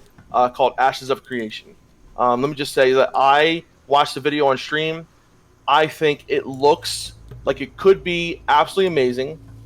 I'm a little worried that they're kind of trying to do so much that they might not be able to deliver on it. However, I think the ideas that they have, I think the direction that they're going, the systems, the node systems, the crafting. I love the profession. I love the class system. How you kind of can make a cleric, and then at a certain level you can mix that cleric with a different. I love how the class works and all that. It looks amazing. I think it could be the next best MMO. Do you? However, we've got a long way to go. Well, let's look at a few minutes of this, right? I have it up right now playing, right? So. Okay, so it seems like already right off the bat you have high expectations. It looks good, right? Like I guess what happened for those of you watching right now is I think Asmongold had a interview with one of the developers and this dude Lazy Peon who used to make videos about this shit like a long time ago. A long time ago used to be into Classic WoW and all this. Like he made a video on it. A few content creators made videos on it. Now everybody's hyped about this new MMO, Ashes of Creation. You're watching it in front of you right there. Oh, there we go, yeah. That's why we're talking about it. Like it came up and a bunch of content creators I don't know if it was rigged or not or if they did it. So yeah, I don't know where I was going with that. So Defcamp seems pretty optimistic about it. Did you watch the trailer? Yes, I watched the trailer. Let me just say this. I'm optimistic that it could be good. However, I want to put a really big caveat on it, guys. We're fucking over 2 years away, right? Over 2 years away from this game. They are promising so much. It could go the way of fucking Star Citizen, right? Where they promise all shit. It looks like it's going to be amazing, and then they never deliver, or they never do this. Yeah. So I want to just say this with a grain of salt, guys. The ideas that they have are amazing. The ideas, right, of what they could do. Like, so you just saw someone flying there. Only like 4 people can have flying mounts like at a time per month, and it's like you have to basically, back in the day, is like if your guild was able to like clear Nax, then maybe you could get a flying out, like maybe. So it's like, and you only get it for a limited amount of time. Like there's the ideas that they have, a lot of the systems that they have, the node progress. Each server is going to be completely different from other servers. The servers will have different progress. So it's like the game isn't linear like that. The game is very sandboxy.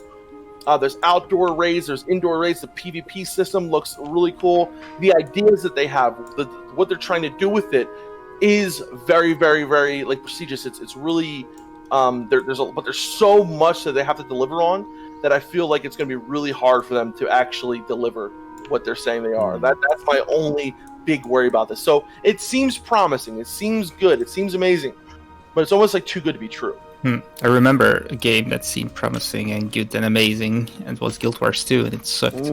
But I watched this. I didn't watch this trailer. I watched a couple of gameplay trailers, I think, a year ago or 2 years ago. I don't know how long it's been in development. It's quite a while, right?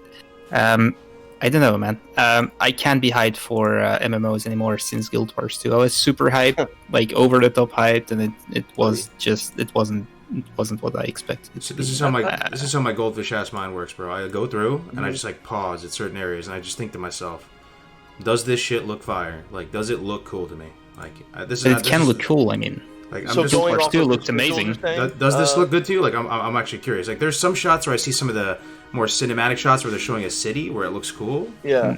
And then I see some shots of like a guy on like a flaming bear, like some kind of teal colored dragon or something, and it looks. But I think looks is one thing, and I think it looks decent enough. I mean, WoW looks.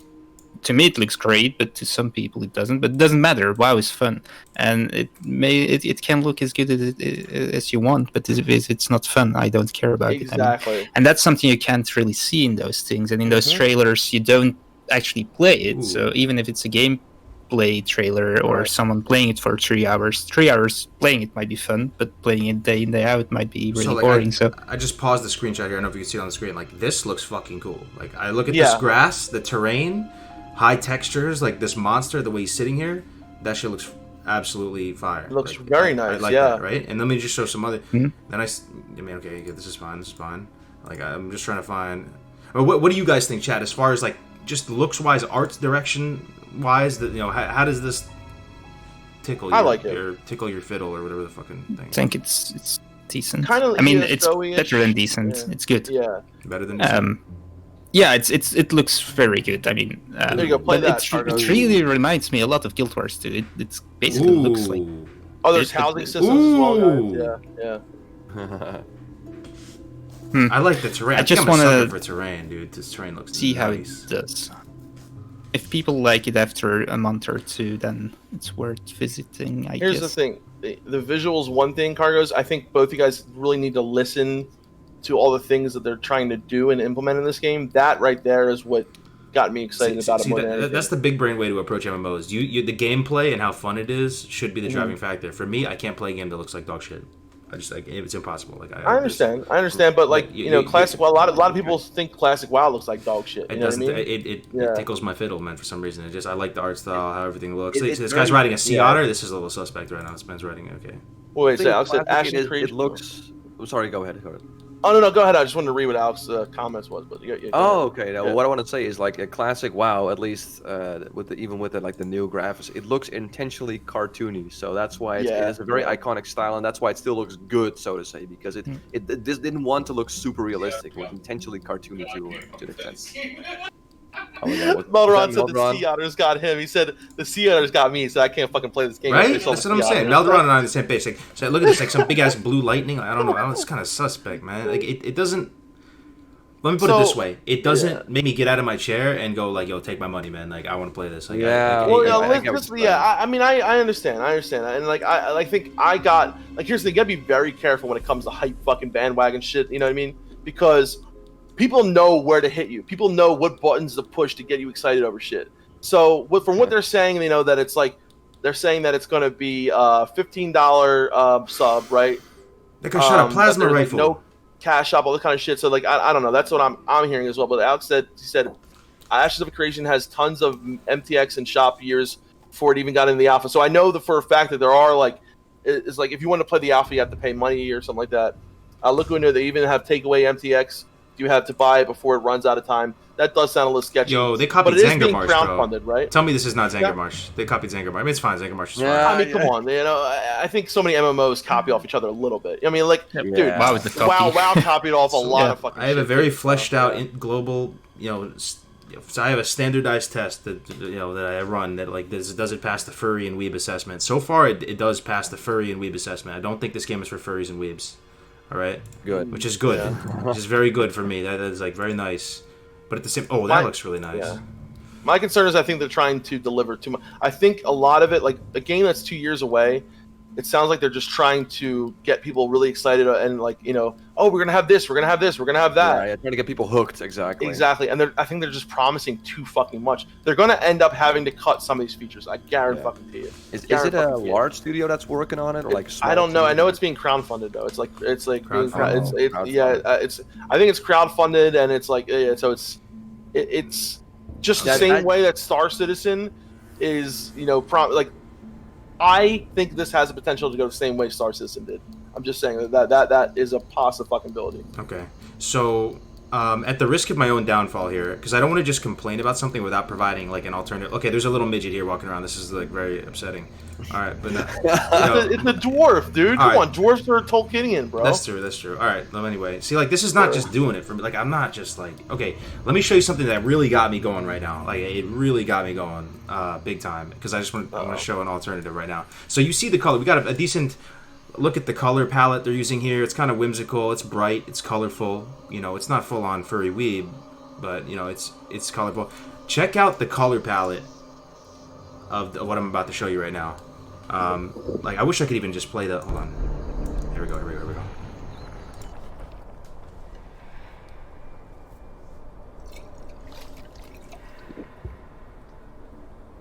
The dream continues to. I think we all know what this is, right? It always starts with a journey. I mean, I'll just play to a distant land. There, I find a city in flames. Streets choked with corpses. Unthinkable destruction. I witnessed. Oh my god, for a second I thought it was a moonkin. Brother against Because brother. of the antlers. Pure hatred. Pure hatred. Yeah, I get what you're saying. It's a lot more gloomy and dark. Ooh, take my money, man! Like, I'm actually really worried about this game, though, guys. They burn my eyes. What game? I've never seen this before. Diablo 4, bro. Oh, Diablo 4. I wake in terror. Let alone the cinematic. This is gameplay. Against them. Yeah. Okay, I'll pause it now. You get the picture, but let me pause it right here. If you look at the color palette, it's way darker. It's redder. Yeah. It's richer. It's fucking edgy. It's got just destroyed trees. People getting their spine ripped out. Like it just looks so cool to me, man. Like, and this is the type of thing that I saw it at BlizzCon, and I was oh man, it made me think that Blizzard has a separate department of people that are still, Kargoz. You're okay. Listen, man. Here we go. You're judging a book by its cover. Okay? That's all I do in life, bro. I'm a sucker for art assets. I understand, but dude, okay, the game does look beautiful. It does look dark. When I got to play the demo at BlizzCon, right? Mm-hmm. It felt a lot like Diablo 3 when I played it. Yeah. A lot like Diablo 3. And I know we're still very years far away out from it coming out. But you gotta remember, this game is being designed by fucking Blizzard. Activision Blizzard. Okay? That's all I gotta say. I mean, that's all I gotta say. True, but just look at the art style, man. You might be right with the gameplay. Add Warcraft 3 Reforged, bro. But that art style looks like Heroes of the Storm. There's something about Diablo. Like, just say if you were to ignore, I wish it wasn't even made by Activision Blizzard. I wish somebody else made it. But when I just look at the art style, it calls to me. It makes my heart yearn for that in my life, bro. Like, it looks so fire. Like, this does not look hot fire. Tell me this looks hot fire. Anybody in the chat think this looks like hot fire? I think so, actually. It looks pretty good. But what I think an MMO needs is different color palettes. You have to have the bright ones, like the green ones, the white ones with the snow, and then the dark ones. And if you have a good combination of things, then I like the world, and I like going from one zone to another. And it's an entire new adventure if you enter a new zone.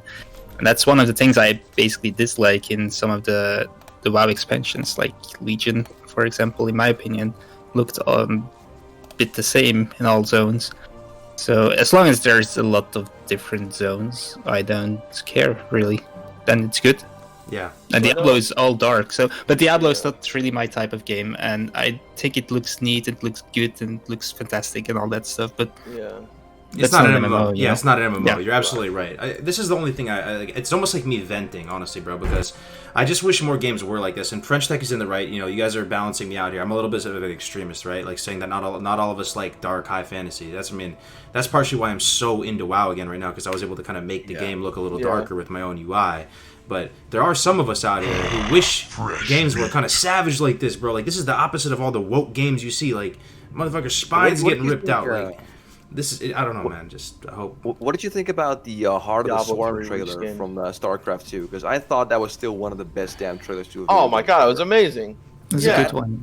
Because it was also very dark and very intense and explosions and shit. Like, what do you think about that, Kargoz? Like, did you get hyped for that? I have to go back and watch it again. I love the logo. Look at the logo, man. What does the Ashes of Creation logo look like? I'm about to look at it right now.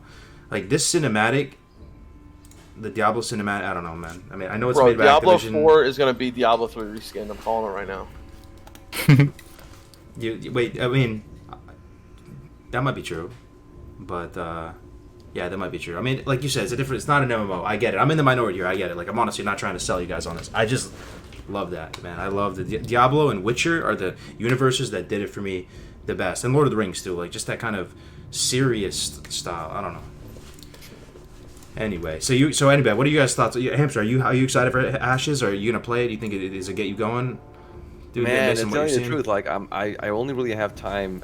I just have a limited amount of time these days to play WoW. I just want to do other things, so I'm not sure if I'm gonna delve myself into a completely new MMO. I mean, there's been MMOs out that I've played after WoW, but I just never got into them, never. And I don't know. I might give it a go, but again, it's like 2 years from now. I don't know where the hell I'm gonna be in 2 years. That's a the good curse point. of being a That's WoW a- player. Like, That's a good point, though. I was always thinking if a very good new MMO comes out, I might go and play that.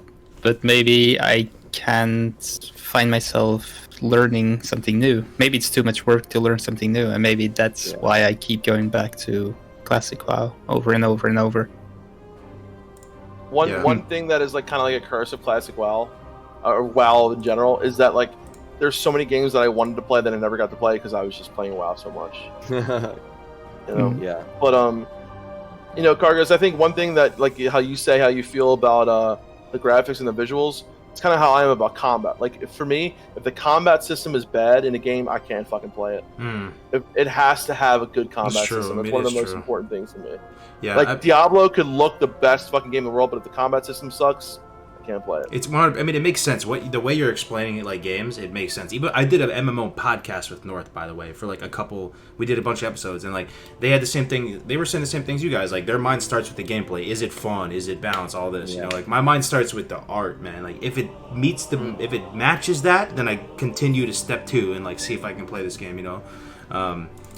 But I hear you loud and clear, man. Ashes could be a great game, man. Like I'm not saying I'm not gonna play Ashes. All I'm saying, for whatever feedback that's worth, is that worth to you. The art style doesn't reach out and grab me by the collar and say, you know, this is it. This is what you're gonna put your life into next. This is what you're gonna invest into. Diablo does though, man. If they came out with a Diablo MMO, I might have to, you know, scrap another 10 years of my life Blizzard, or something. though. See, here's the thing. Here's the problem with MMOs right now, is that a lot of the really good MMOs that look like they're going to be coming out are being created by people who are really passionate about MMOs. Problem is, though, is people don't have enough money or enough means to create a game resources. that need the resources, exactly. So they do crowdfunding, so they do this, so they end up cutting half the features that people are really excited about, and then it comes out being a pretty shitty MMO. Like that's what I feel like so many MMOs are doomed to fail. And a lot of the big companies right now just aren't willing to put that much, because it takes a lot of time and resources and a fuckload of money to make an MMO. Yeah, it's a huge investment to them, so it's not that. And If you describe, Yeah. sorry, go on. Now, the last thing I wanted to say is that they're just looking at what is trending right now. So, like, for instance, Battle Royale games, they're just like, oh, that's trending right now, we're going to put money into that. And MMO might not be as popular as it was in, let's say, the mid-2000s or, like, the late 2000s. So that's another thing you have to keep in mind. It's a huge investment, and that whatever company or the investors, they're just following the trends. Like, this is popular, it's a safer bet we put money into this rather than try and take a huge risk with a new MMO. Yeah, if you describe it like that, then maybe Ashes of Creation has a good shot of being decent, right? Because it's crowdfunded and they take a lot of time to create it. I'm not saying it's gonna be good. I mean, it has a good chance. Okay, out of 10 because hype level. Out of 10, there's no big company like pushing it. Right. Is that right? For Ashes, Yes. what is your hype level for Ashes out of 10? 0 out of 10. 0 to 10 out of 10. And hype, that's for the chat too. What do you guys think about Ashes? Everything you've heard so far, just like taking the totality of everything you've seen so far, Asmongold's thing, the videos you saw, how hype? I'm at a cautious 6, I would say. I'm not 5.5 hyped. and 6 myself. I didn't watch the latest videos. Last time I watched anything about it was over a year ago, so probably I'm kind of interested in seeing this. Maybe 1, 2. Yeah, same here. Yeah, I'm not hyped. I mean, I can't remember the last time I was hyped about a video game, even classic. I was genuinely excited for it, but I wouldn't say it's like super hyped or anything like that. So 1, 2, yeah, Like, probably. this shit kind of looks like. You know what I'm hyped for? Age of Empires. Age of Empires 4. yes. But even then, I Yeah. stay excited. Not hyped, but oh my god, yes. I can't wait for that one. Age of Empires, the new Age of Empires. Yeah. Dude, Yes. I love it. I was saying I the might other have to play day, that. the game that I spent the most time playing other than WoW, I think it was Age of Empires 2. I can't wait to convert trebuchets again with my monks. Oh yeah. Oh, yo, I've been playing the Age of Empires 2 soundtrack on Stream Hamster. You gotta listen to it, bro. It's gonna bring you back like hard. I heard it. I heard you play Schamberger, that one very iconic song. It's oh my god. Yeah, dude, that it game takes was me back. amazing, dude. Like, there's some shots like this. Like, this is kind of Diablo-like to me. The way the city looks, like Ashes can look kind of nice, like there. Like, So wait, Kargoz, how hyped are you about Diablo 4? for Diablo 4, like, I swear to God, I'm not lying for you. This is not a Blizzard sponsor. I know nobody at Blizzard. 11 out of 10. Wow, that is insane. When is it coming out? I've never had an art style speak to me so much, man. Even when we were there at BlizzCon, it almost felt like kind of a soy boy cult for like 80% of it. But then there's one section of Diablo where the logo was like hanging from the ceiling and it was all red, and they had all these screens playing everything in super high def, and you get in the line, you sit down at the computer lab they had there for you. All the computers looked amazing, and it just reached out and grabbed me by the collar and said, this is the universe for you, man. Like, this universe looks amazing. I love how gritty it is and everything like that. So just purely, I hope that they come through on the the gameplay, right? But I do too. I really hope it works, because I could see myself making my channel more focused on that too. Like if Diablo became huge or something, like. And I don't even like the whole idea of the what do they call it, a dungeon crawler type of game even that much. I'm more into MMOs personally, but it just looks so good that I would want to give it a I want to give it a shot. Alex said something earlier that was interesting about Star Wars Galaxies. That's one game that I wish I played more when I was younger with Star Wars Galaxies. I fucking I personally I think that would have been, and I kind of wish another Star Wars MMO would succeed, because I love the Star Wars universe, and like I personally want a really good like space MMO, like a space game, like where you could like have your own fucking spaceship, go to like different planets and shit like that. I think that would be fucking awesome. I know that's kind of like I fully agree. I think there are like 3 big universes in which MMOs can succeed, which is Star Wars and Lord of the Rings, and then WoW. But WoW is basically Lord of the Rings. Basically so 2. You guys played Diablo 2, right? Back in the day. So, did you? Hamster? I didn't. Okay, you didn't, right? So I played it, but very, very little. Like, I remember my mom bought me the triple pack of Diablo from Costco, and like I put it in, and I was on my grandparents' computer, and it was kind of scary to me. And I played it. Wait! Your mom bought a game which was called Diablo. Your mom was no, it was well, like I was telling her to buy it or something. It was like it came in, the battle chest or whatever. It had all 3 of them, and so I remember playing it. So I played it. I played it a little bit. It was kind of scary back then, right? So, but I wasn't like one of those big brand Diablo players, so I know very little about Diablo. But what I'm getting at is if they made a D2 remake, like a remaster. I know like they've scuffed it with Warcraft 3, but I've tried playing Diablo 2 on stream before, and it was a super fun game, but the graphics were really dated. Like it felt like it needed a fresh coat of paint. Isn't there like at least, I know there's a lot of old games, but if you look well enough, there's mods where people just add like an HD patch. Yeah, I tried those. Oh, nothing? Okay, no, it still looks pretty good. It looks pretty good, Hamster. It looks way more serviceable when you put the mods on. But, would you guys be hyped with that, though? Yeah, D2 changed my life. I would be very worried what happened to Warcraft 3 Reforged. Warcraft 3 Reforged literally looks like a Chinese mobile game. Warcraft, yeah, it does. It looks like Heroes of the Storm meets. Yeah, true. Yeah. Yeah, big And screen. the It online literally looks like a connection Chinese stuff, mobile it was game, so garbage. I've heard so many people say, like, I tried to do online matches and I just got disconnected, or the other guy got disconnected. And they promised all this shit, like the really fancy cutscenes. They cut that. They didn't tell us. They were like, sorry, guys. It's like, horrific. I can't believe what they did to that fucking game, dude. Yeah. Yo, guys, Melderon wants to join the call. Chat. What do you guys? What do you guys say? You want to hear yeah. Melderon? You won't be able to see us really that well, but it'll be okay because Melderon is gonna be. Get him in here. I want to hear what he has to say. The chat can handle a little bit of scuffiness. Yep, nothing they haven't seen before over here at Kargoz Gaming. Let me see, how do I add him? Melderon. I think he's in it already. He can just join. There he is. There he is. Oh, there we go. Yeah. Hey, what's up, man? Yo, I got my work shit done. Sorry, I just scuffed the cameras. I realized I scuffed the cameras. I can fix it right now. I got way more big brain in it. Here, just give me a second. So you want to get in what we're talking about right now? So I heard you guys talking about Diablo, so I wanted to get in here. I think if done right, a Diablo MMO could redo the whole genre, dude. Yeah. I think that's the play. If I ever, I'll say this right now to the chat. If I ever had money to the point where I can start my own game studio, I would design an MMO revolved around a dark theme like Diablo. Melderon, I love you, bro. Did I ever tell you that, dude? Oh my god, Melderon. I'll join the team, man. Damn. Well, okay. Here's the thing, though. Like, haven't so many people from Diablo 1 and Diablo 2, aren't they gone? Like, isn't the guy who made the music too gone? Like so So many people. Blizzard North left because of Right. issues with. So I think I could be wrong here. The chat probably knows better than I do, but I think Diablo was supposed to be the MMO that came out instead of Warcraft. And a lot of the assets were scrapped from a World of Diablo to make World of Warcraft. I could be mistaken, but when you look at we talked about this before. I think I always want to make a video about this.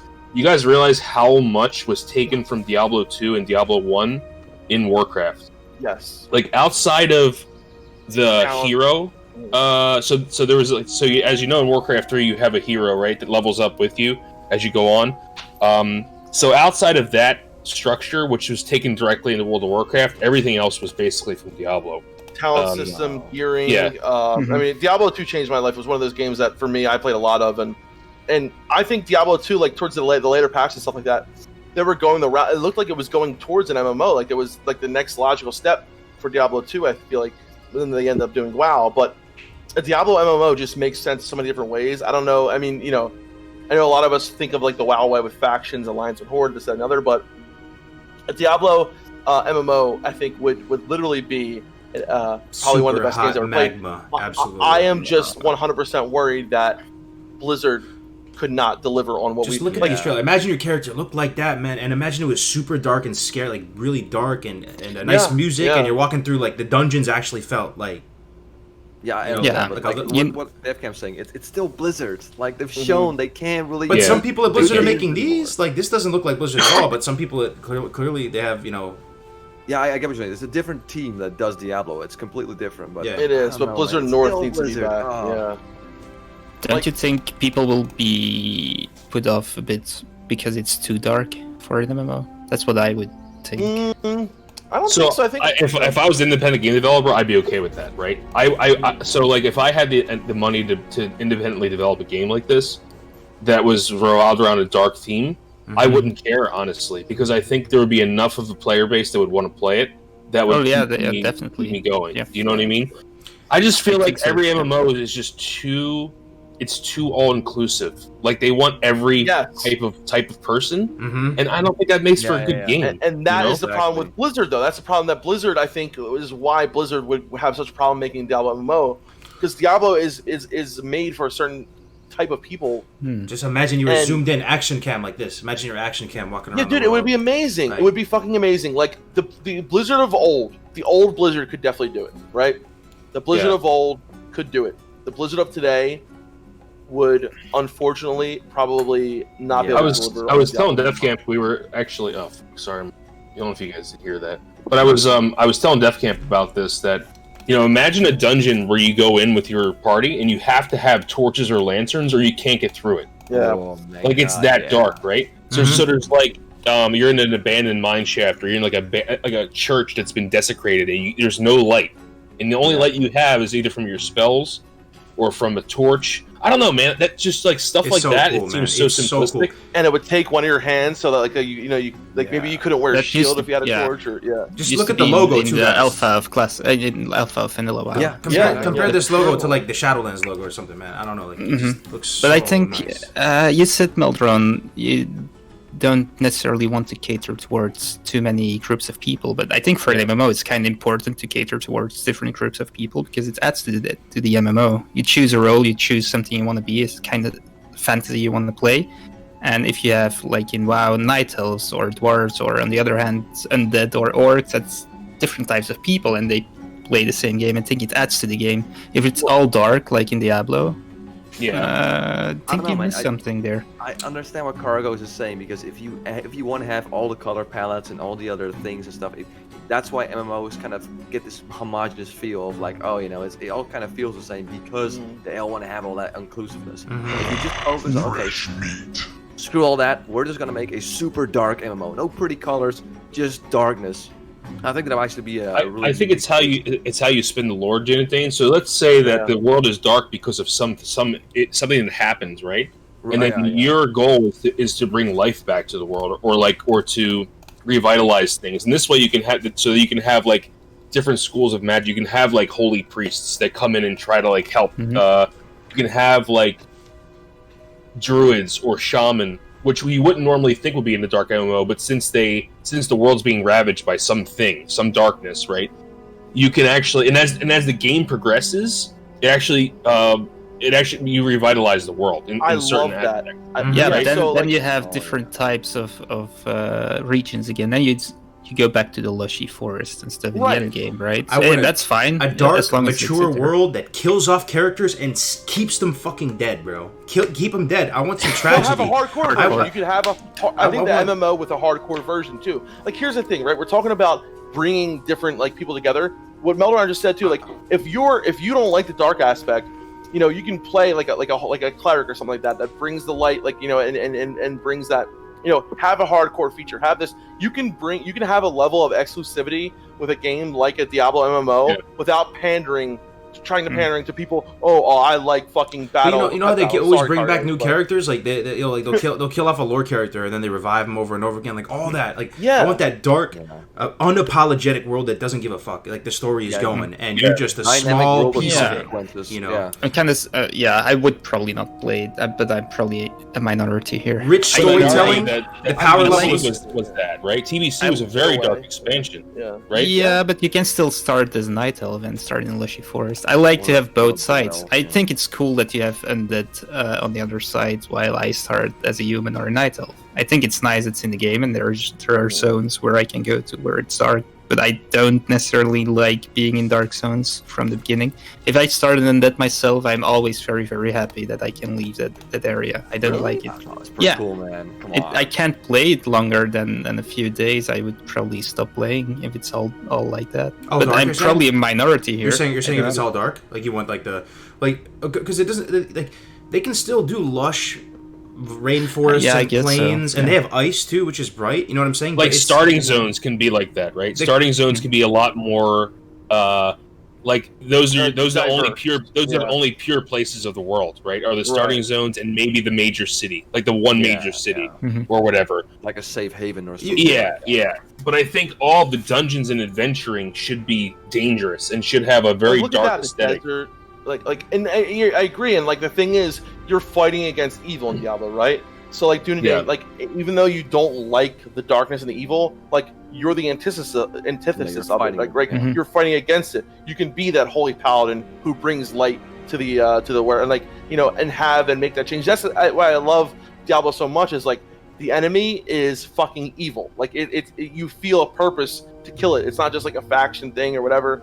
Like you're literally destroying the forces of fucking evil. Even though the Diablo lore is more complex than that, the angels are kind of. I have a vision in my mind, man. I have a vision in my mind of a very low power level, and you walk into a small town, a small village, and it's dark, and there's crows up on the top, and there's just a little bit of moonlight, and you're covered in a cloak, just like Lord of the Rings, right? You're walking in there, you open up the door, and it's that classic scene. You're going up to to the bartender, and you're asking for something, and there's all these shadowy figures all over the place.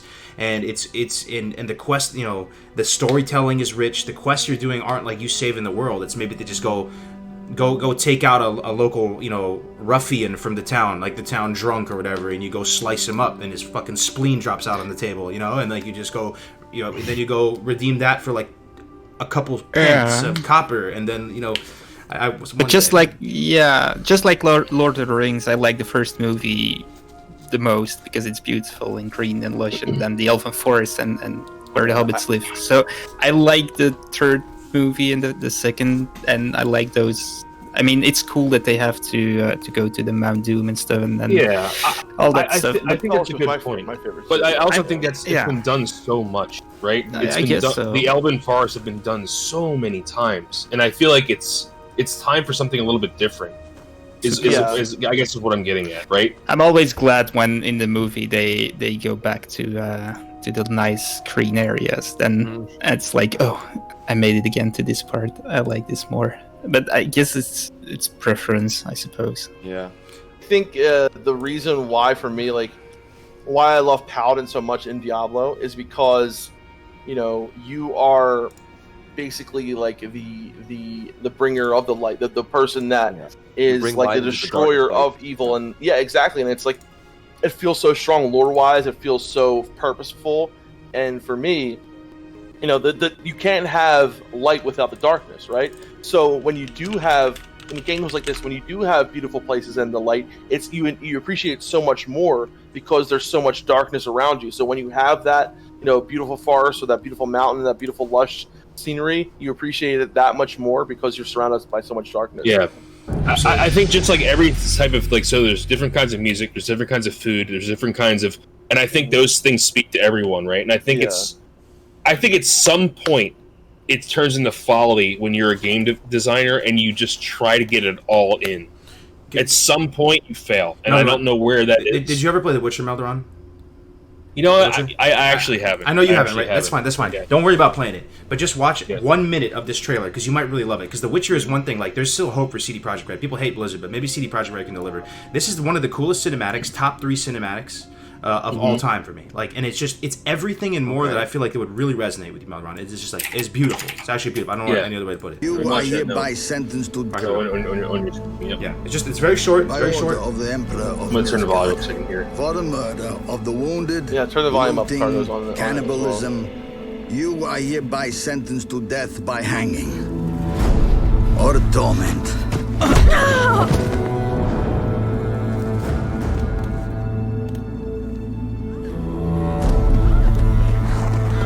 The 2 horsemen. Hoods on. Take the reward and let's go. Help me!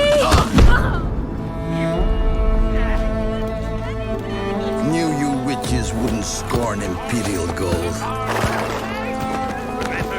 Tough hunt. Tougher than yours, that's certain. Evil is evil.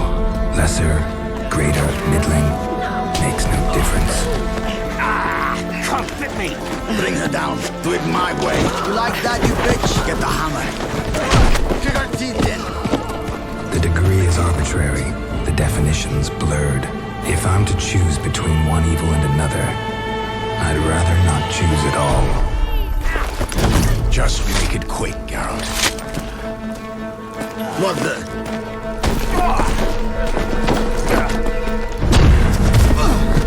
Close your eyes. Hit him!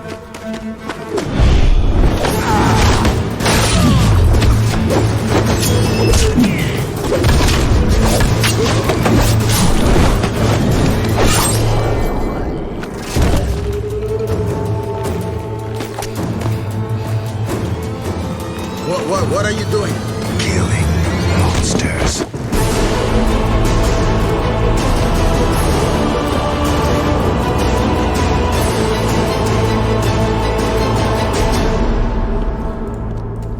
There's another one as well, so I know you're still watching. So if they made an MMO that was built in a world like this, I would download it like today. I would buy it today. Right? So Like, one of the things I want to say about The Witcher is like they perfectly blend that Polish dark art style. There was that artist. What was his name? That Polish artist. That really, I forget his name. That really dark sense of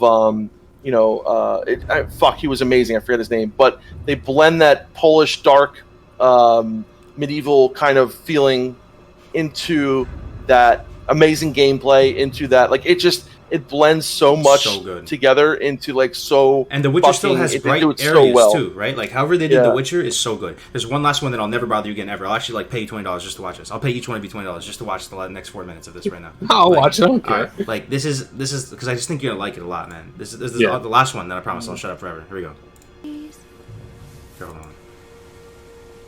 Oh. Was asleep amidst the trees. Bats all asway this one's great. in the breeze. But one soul lies anxious, The sickest nerd chills, man. Fearing all manner of ghouls, hags, and wraiths. Nice tune. Been a while since I heard it last. Folk have forgotten it. Got other things on their mind. Things like me. They paid me for you. In times past, no amount of coin would convince a witcher to take this contract. Times have changed.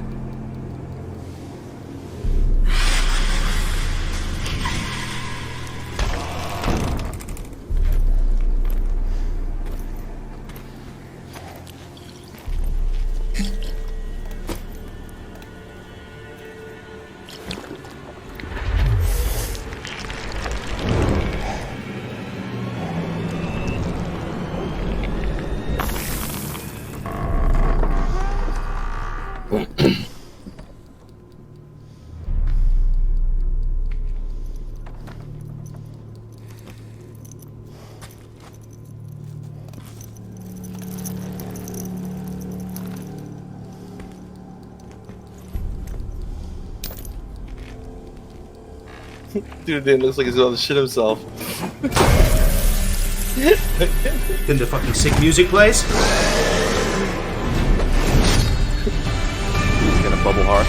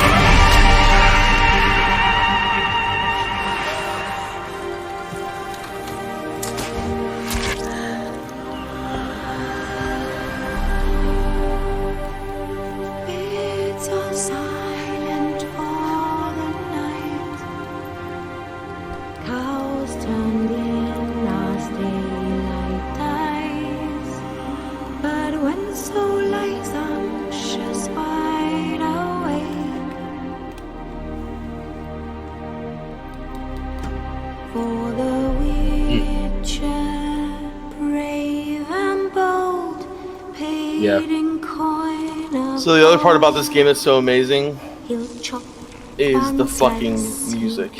Yeah. So this is what I'm getting at, right? Like in a world like this, I'm not saying exactly like The Witcher, right? But a world where there's obviously this darkness that's pervading the world, and it's just, I don't know, man. Like I would play this game instantly if there was an MMO like this. Me too, man. This came out in 2015 too, bro. 2015, like May 2015. Like, I'm so sorry if I'm coming off too strong. I'm just kind of an extremist like this, guys. But like, you're my people. We're talking to our people. We're cut from the same cloth. You know, like I wish, man. I wish. Damn. Okay. What about? Sorry, Hamster, man. Did you see? You guys all see this already? Probably, right? Yeah, I mean, let me tell you, if I like Melderon, if I had a company where I could develop my own MMO, I would actually go something like completely different.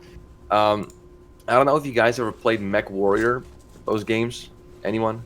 No.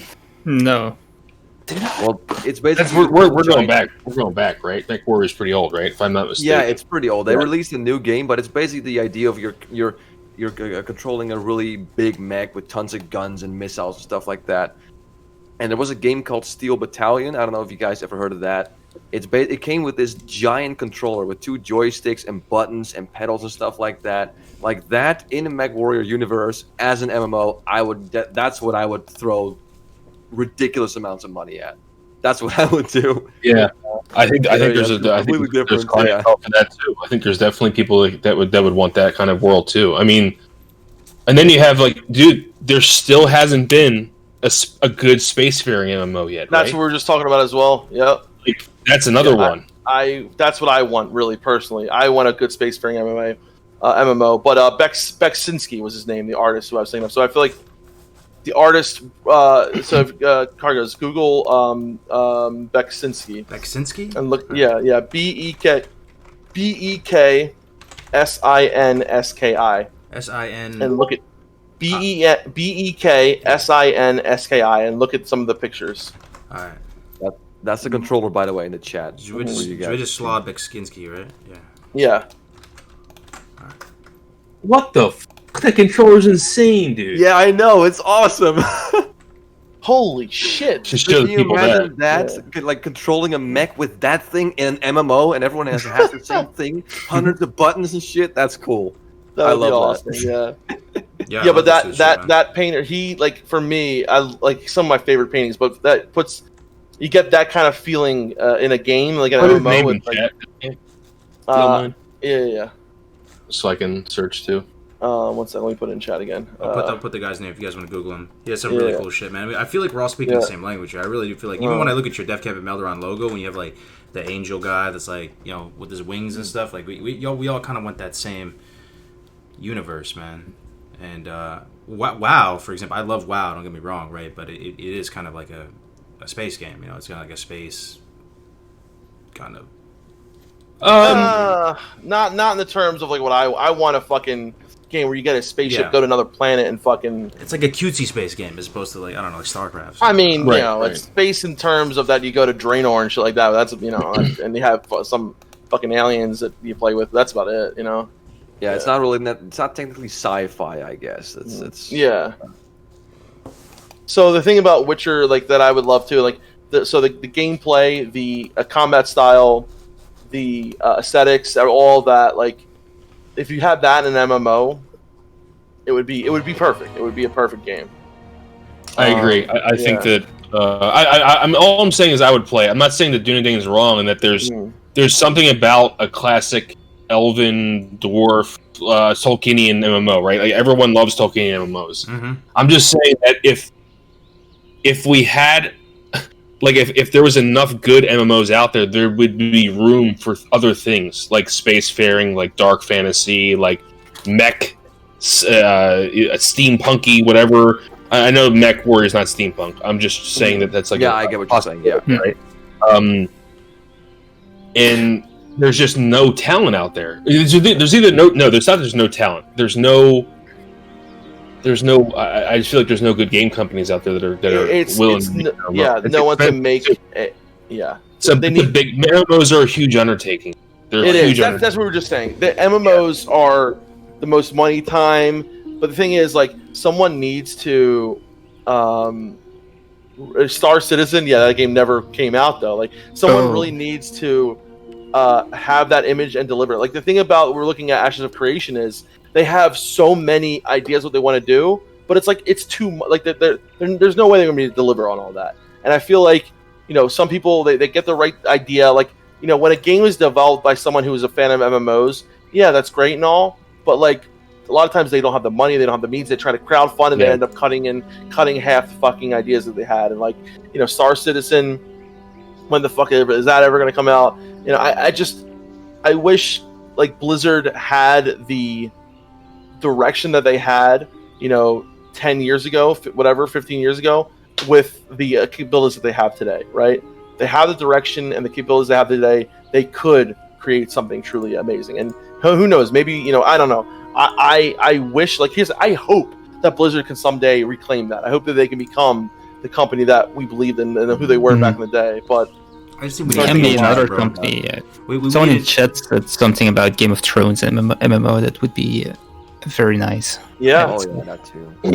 We need something fresh though, man. Like if you look at this, the Ashes of Creation, I don't mean too hard of it. I might play it, you never know. But like, they got the tooltips, the bars at the bottom. Like, I don't know. Isn't it about time that we get something that just shakes the foundations of MMO shit? Like something that's like really, absolutely, whether that's VR or whatever, whatever it might be, just some foundation, radical new way of experiencing something shockingly different and fresh. I might be old school, but I think classic WoW is perfect. So if they just use that system, I'm never gonna be mad. You mean the combat? The combat. I like it. But many new MMOs basically new MMOs since Vanilla WoW tried different combat styles, and honestly, I tend to like the old school vanilla combat style the most, with just clicking buttons and targeting, by clicking on it. Did you play Guild Wars 2? It's funny because I played it too, and one thing I did like about it is the fact that you could dodge attacks, like melee attacks, by doing some sort of like the right key combination at the right time. I really like that. There was no like, I'm just gonna take hits because I can't do anything. Maybe I can pop evasion from a rogue, but you can actually, if you're good enough, dodge attacks. And I thought that was really cool. So I like that too. It was for some time. I think they overused it a bit though. You had those world events and all those mobs in open world that you could dodge attacks from, and it got old really quickly, I would say. In PvP, I think it was fun, but not so much in PvE for me personally. These guys go too crazy with the particle effects, man. I feel like I'm watching Fortnite. Look at you just get purple. Yeah, I noticed that at one point. Cargo, like somebody built a Fortnite structure right there. You see that? Like, I didn't know dude's what that white was. dress, dude. Man, what is he doing? Is he building a fucking structure like in Fortnite? I was like, oh my god, I hope not. We're rapidly decreasing hype levels right now. But to come back on the combat thing, they can add little things like dodging, but for me, they don't need to reinvent the wheel, basically. Okay, sure.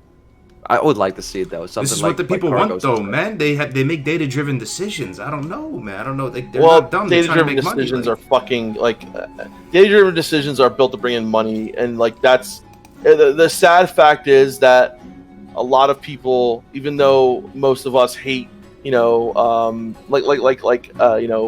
the stores and all this kind of shit. That's the data-driven decisions. They know that that'll bring in the money, but it doesn't create a good game. That's the problem. It creates people that who want, quick, like. Yeah. The sad part is as a fucking species, humans, like you said, Kargoz, we do take the easiest, quickest way to fucking things, right? So when people see that there's a cash shop and this, that, I might not do it because of my principles. You might not, but a lot of the majority of people are going to sit there and they're going to buy shit that's going to make their character better, do this, do that, and it's going to end up being a shitty game. Because of that, but so we have to put some kind of limitation on that. We have to put some kind of the problem is a double-edged sword. The people who have the best intentions, when it comes to game creation, usually make suboptimal decisions when it comes to making money, and these things never get off the ground. I think that's the problem. Is you have to have on your team a combination of people who are true entrepreneurial spirits and those who are not. And I think if you have a good combination of that, I think you can make it. But the problem is like, if you make the wrong decision, what was that one, Star Citizen, right? Yeah. Like, if you're not business savvy, and if you don't know how to, I don't know. I just feel like the people who are, if the 5 of us decided to make an MMO, I think Kargoz has a very good mind for entrepreneurial spirit, right? He has a very good entrepreneurial spirit. I know that I don't, and I think that we'd probably be all right. But I feel like there's that you need. You need that business savvy to kind of move in to navigate this market. Yeah. And it's like, I just think true fans of MMOs will never make it because they just don't know enough about business. I think that's what I'm trying to say. Yeah, it's a long-winded answer. I understand what you're saying, and if you're a team of enthusiasts that wants to build an MMO, and you gotta hire some financial guy, of course that financial guy probably is not gonna be as interested in an MMO. He's just trying to make sure the expenses are not getting out of hand. So yeah, it's very hard to find that fine line between passion and creativity, but also keeping your finances. That's well said. It's really hard to balance it out. It's tough really to do hard. it. For whatever it's worth, like I'm not the guy to talk to when it comes to gameplay, but art style, it is it looks pretty dog shit to me, to be honest. The more I'm looking at it, they have some moments where I see the terrain, and terrain looks really nice, and I'm a sucker for this nice looking water and grass. And I see a motherfucker pulling up in like one of those like Vietnamese ao yais, and he's like running around like shooting like a it's a purple particle thing out of his like Fortnite space. Yeah, what they should be careful with is particles. Too many particles that fucks up. Yeah, it fucks up all the good things they did with the world. So and it's also not fun to watch, and you don't know what's going on if everything is flashing. Again, this game's at least 2 years away out from and like I said, they really promised a lot, and that could be a big issue. If you look at classic WoW, by the way, it doesn't have a lot of particle effects going on. No, that's something I like. Yeah. And that's so someone said this in chat earlier, but I wasn't in the call. But that's why it ages so well. So this is realism, right? It's aiming to be realistic, and therefore, it number one won't age well. Number two, it won't it'll kind of put like a certain amount of like barriers on what you can actually do.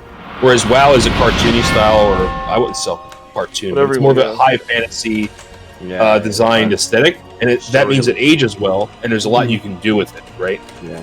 But the world is fine. I was more talking about the combat animations. If they overdo that, that's just plain annoying. So yeah. Something Guild Wars went too far in, I think. Absolutely. Yeah, I was just about to mention Guild Wars, and I'm right now playing Tariwal, the Mists of Pandaria. Like some of the battles and the effects, especially in BGs, maybe it's just me, maybe I'm just getting old, but I just look at that and go, this is just literal LSD fireworks for me. Yes, dude. Too much for me. It's true. These dudes are riding anteaters right here. It's in retail as well. Yeah. No, but you're absolutely right, Hamster. It's like sometimes you feel like it's just a fucking you're on some kind of acid trip or something like that. Yeah, exactly. Like, there's just so much shit going on. And the funny thing is, in Classic, you're raiding with 50 more people, but it looks way more just clearer and just better for some reason. I tell you, dude, the retail WoW is developed by people that all have ADHD or something like that. It's just like it feels like they need everyone like, oh my god, like you need to constantly be looking at like what's flashing on the screen. Someone's yelling at you over here. Do this quest, do this, no, do this, no, do this, no, do that. Any people like 35, 40 plus in the chat right now, like they can verify this. It seems like back in the day, like, and this is way predates like the MMOs I try to play, but when I look back at those old school MMOs that came out, the first is the that first wave of MMOs, right? Like, maybe you can, I mean, even EverQuest is one. There was that Baldur's Gate. I saw that the other day. Oh yeah, Dark Age of Camelot. Dark Age of Camelot. It was way more serious and darker, and more like the light that they cast the universes in is a noticeable difference, man. Like they're making things too fruity. They're making it too fruity, like these days, man. They need to 100%. Scale it back. And Abraham Lincoln just said it too, like. Abraham Lincoln. Yep. Great. He said it's like movies. Same thing with movies. A lot of movies focus on graphics and special effects, etc., and spend less time on worrying about the actual plot of the fucking movie. Exact same fucking thing, dude. Dude, remember when we watched Commando this weekend? So Commando, if you guys don't know, it's Arnold Schwarzenegger classic, right? I'm a huge Arnold Schwarzenegger fan. And there's like scenes where like we were saying, the stuntmen are actually doing these fucking stunts, right? And movies cost so much.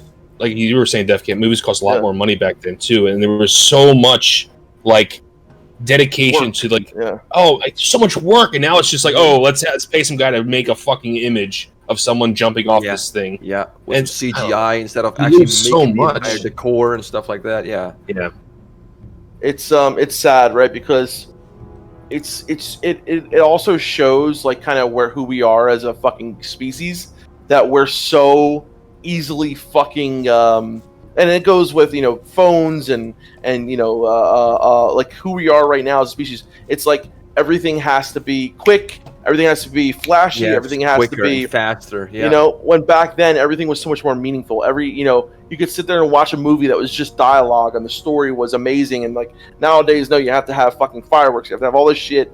But it's the same thing that goes into every aspect of our life, whether it's in our, like I said, on our phones and fucking social media and this and the other. Like I think we need to learn to appreciate like even the art style, Kargoz, the little things. And that's what I love about Classic WoW so much is I really love to appreciate the little things in Classic WoW, the leveling process. What it's like for me playing a warlock for like the first time this time on my hardcore, appreciating all the little nuances and stuff like that. It really is trying to make me change like what I do in other aspects of my life, and appreciating things for what they are, and not just fucking being this mess of like it just taking in all these other things at once. It's the same thing with food, like sit down and enjoy your food, eat it, like don't it's with everything. It's you want to balance it and appreciate what you're doing, what you're playing, what you're eating, what you're watching. I mean, it's so sad, man. Just to add to it, when was the last time you guys actually sat down and listened to a new album? Just did nothing else, not work. Just I can't tell you. Down and being like, oh man, like people used to. I haven't done that in years. I mean, take any like 13, 14-year-old kid and play "Shine On You Crazy Diamond" from Pink Floyd. That 4-minute intro. It's beautiful, but they'd be like, 10 seconds in, they'd be like, where are the lyrics? Where's the chorus? It's like they can't handle it. You're so fucking right. Yeah. You're so I did listen to the new Tool album before I actually listened to it. That was the last full album I listened to too, I think. Yo, you guys, but like, dude, when I was a kid, ride this for a mount. Want to ride this for a mount? When I was a kid, so my only, I would literally lay in bed and like listen to a fucking like album all night long. Like I would do that that's what I would do. Yeah. But now I got my smartphone, so I can listen on Spotify while I check Tinder, while I check my Instagram, and like all these things at once, and it's all instant and super quick, and it's very convenient. But convenience doesn't always mean better. It's just quicker. I mean, so my only issue with this game, honestly, guys, is the art direction. I think it everything else sounds great. I think I will definitely try it, but my only issue with this game is the art direction. And I think it's going to be a balancing fucking nightmare with the 30 classes that you're able to be, or whatever it is. Art direction, but there's also a little bit more to that for me, because I see, maybe this is considered art direction. I saw a plasma rifle, and then I also see guns and swords and stuff. What? So how do you balance that? Really? I swear to God. Plasma rifle? Someone had a fucking plasma. I don't know what, it would shoot a big particle. What is this, Destiny? Yeah, Destiny it looked like 2? a plasma rifle, man. He shouldered it and fired it and shot a little projectile out. So, I mean, I guess WoW has guns too, but I don't know. 64 classes. 64 classes. How the fuck are you going to balance that? And how do you make him this thing? Possibilities, right? Oh, okay. No, it's 64 classes, definitely. Right, but no. So here's the thing, right? Cool. I don't know, there's like 8 classes, right? So there's cleric, blah blah blah, all these other ones, and once you hit like level 40, then you can mix that. You can get a piece of another class, right? So you can be part cleric, part fighter. You know what I mean? Yeah, so but the order matters. You can be part fighter, part cleric too. I understand that, but like there's like 8 base classes, and then there's 64 possibilities of what you can. Yeah, but it still results in 64 classes. I understand, but I just want to give that as a caveat. The meta slaves will cut that down to like 10, right? That'll be cut down immediately, and that's the problem that I'm worried about, right? It's like, why introduce so many classes if the meta slaves are just going to fucking ruin them, right? And it's going to turn into 10. We're too far out to even have any understanding of the gameplay, though. If we're not in the alpha, the gameplay, like we just have no idea. Yeah, but how long? How long will it take for the meta slaves to realize what's the optimal raid composition? It could be built in a fundamentally different way, though, that we just don't even understand yet mechanically. Like the whole mechanics is just a whole. Exactly. All we can comment on at this point, IMO, is just looking at it and seeing if there's that initial pull. Like, do I want to play this? Do I think like I like this universe? Does it look? Well, watch the video too, Kargoz. Like, listen to the whole thing too. I would say. Yeah, I will. Yeah. Well, I haven't, to be honest, so I should do that. But you're right, because like, here's at the end of the day, guys, we're so far away. Like, if you're hyped about this game, it's fine. Plasma rifle. But I saw it again. Hold on, sorry, my bad. If you're hyped about this game, that's fine. But realistically, dude, like, It's so. Oh, there it is. Yeah, the rifle. It's so far away. It looks like a gun from WoW, kind of. There you go. It's so far away. It's so far away, and it's also like they're trying to deliver on so many fucking things that take it all with a grain of fucking salt, guys. Like, they are definitely trying. Oh, okay, I see. Yeah. See, plasma rifle, right? That's a plasma rifle. Someone said there's no gunpowder. I guess. I don't believe there's no gunpowder, but you have plasma rifles. I'll tell you that.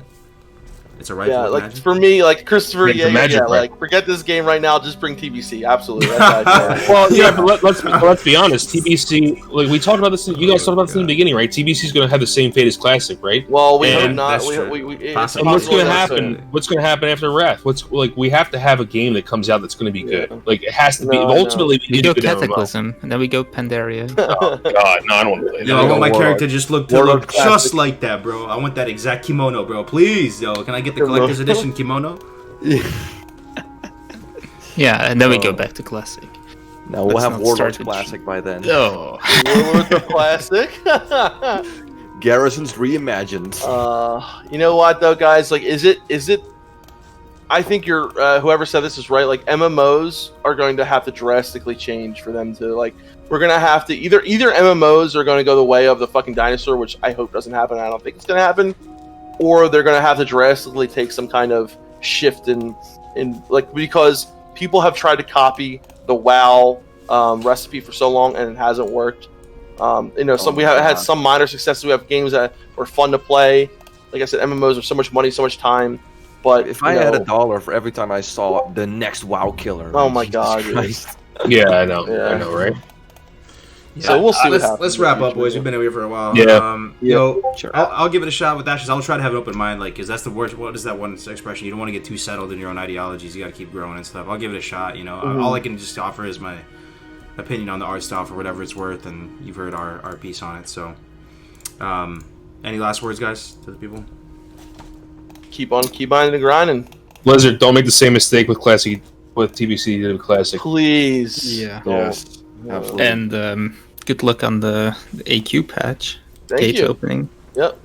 Absolutely. Any of you going for the gate opening thing? What's it called again? You're going for the opening event? What do you mean? Yeah, I mean like ringing the gong stuff. Is any of you going for the title? No. We're not going for Sierra. No. We have someone in the guild. If someone in the guild who's the Scepter indeed, who's gonna try. Yeah, our server it's not possible, really. We're lucky Onslaught is on our server. That's all I gotta say. Except for the shifting stands. I think we might have a shot. I think we'll see. Really? Yeah, maybe. Well, right. I had a lot of fun today, guys. Thank you so much. This was episode number 50. It's crazy, isn't it? It is. Yeah. Hamster again. We were like, thank you so much, brother. It was fucking awesome having you. It's been an absolute pleasure hanging out with you guys. So thanks again for having me on. Dude. Always a pleasure. Nice, always a fucking pleasure. So I got to reach out to Willie. Someone said on Twitter that he'd be interested in coming on. We should have him on next. Oh, nice. That'd be awesome. That'd be sick. Yo, where can the people find you, Hamsterweel and Dunedain? For everybody, shout out all your channels and stuff too. I mean, in case by some miracle there people don't know already where to find you guys. Shall I go first? Okay. Yeah, go ahead. Hamster. Just just look up Hamsterweel on YouTube. I'm sure you're gonna find some videos of actual hamsters in a hamster wheel. But just click on the channel with like nerdy shit, and that's me. So there you go. You can find me there. I do have a Twitter and Facebook, but I barely ever do stuff with that. So just check me out on YouTube. I typed in Hamsterweel and you're the first thing that popped up. So. Yeah, there you go. You're more popular than an actual hamster in a hamster. Nice. I finally moved up over those stupid hamster videos. Dunedain, how about you? You still streaming and all too? Not lately, but I might do it again in the future. So yeah, this is the Discord. I will link it in the chat. It's mainly the guild Discord, but if anything from YouTube, I will link that as well, or from Twitch. Shows up, then I will post it on the Discord as well. Oh, nice. Yeah, and I've started streaming again. Kargoz inspired me. So yeah, I started streaming again on Twitch. It's twitch.tv/Defcamp. Melderon and I are gonna do a duo hardcore. It's so much fun. Kargoz, you got to do. Doing it again tonight? Yeah. Yeah. Tonight. Well, yeah, maybe after our practice or something. Yeah, that sounds good. We'll see. If not tonight, definitely tomorrow. Yeah. Yeah, we'll see. But and you guys know YouTube Defcamp Melderon TV is our channel. Hell yeah. So Kargoz, you're gonna stream now, right? I think we'll take a little break, get some lunch, and then I'm gonna come back and stream some hardcore. Yeah. Okay, nice. So I'm gonna watch you, dude. Yeah. I want to see how beautiful the graphics are. Oh yeah, I can't wait to show you guys lots of new exciting stuff on the UI. I've been tinkering with it for like hours and hours. So thank you very much for watching again. No disrespect if you're into this game. You know, different strokes for different folks. At the end of the day, it's not that serious. It's easy to get fired up in the moment, right? But you know, we're a small enough community as is, right? Let's just try to stay together with this shit and keep it 100. So have a good day, guys. We'll see you in the next one. I'll see you.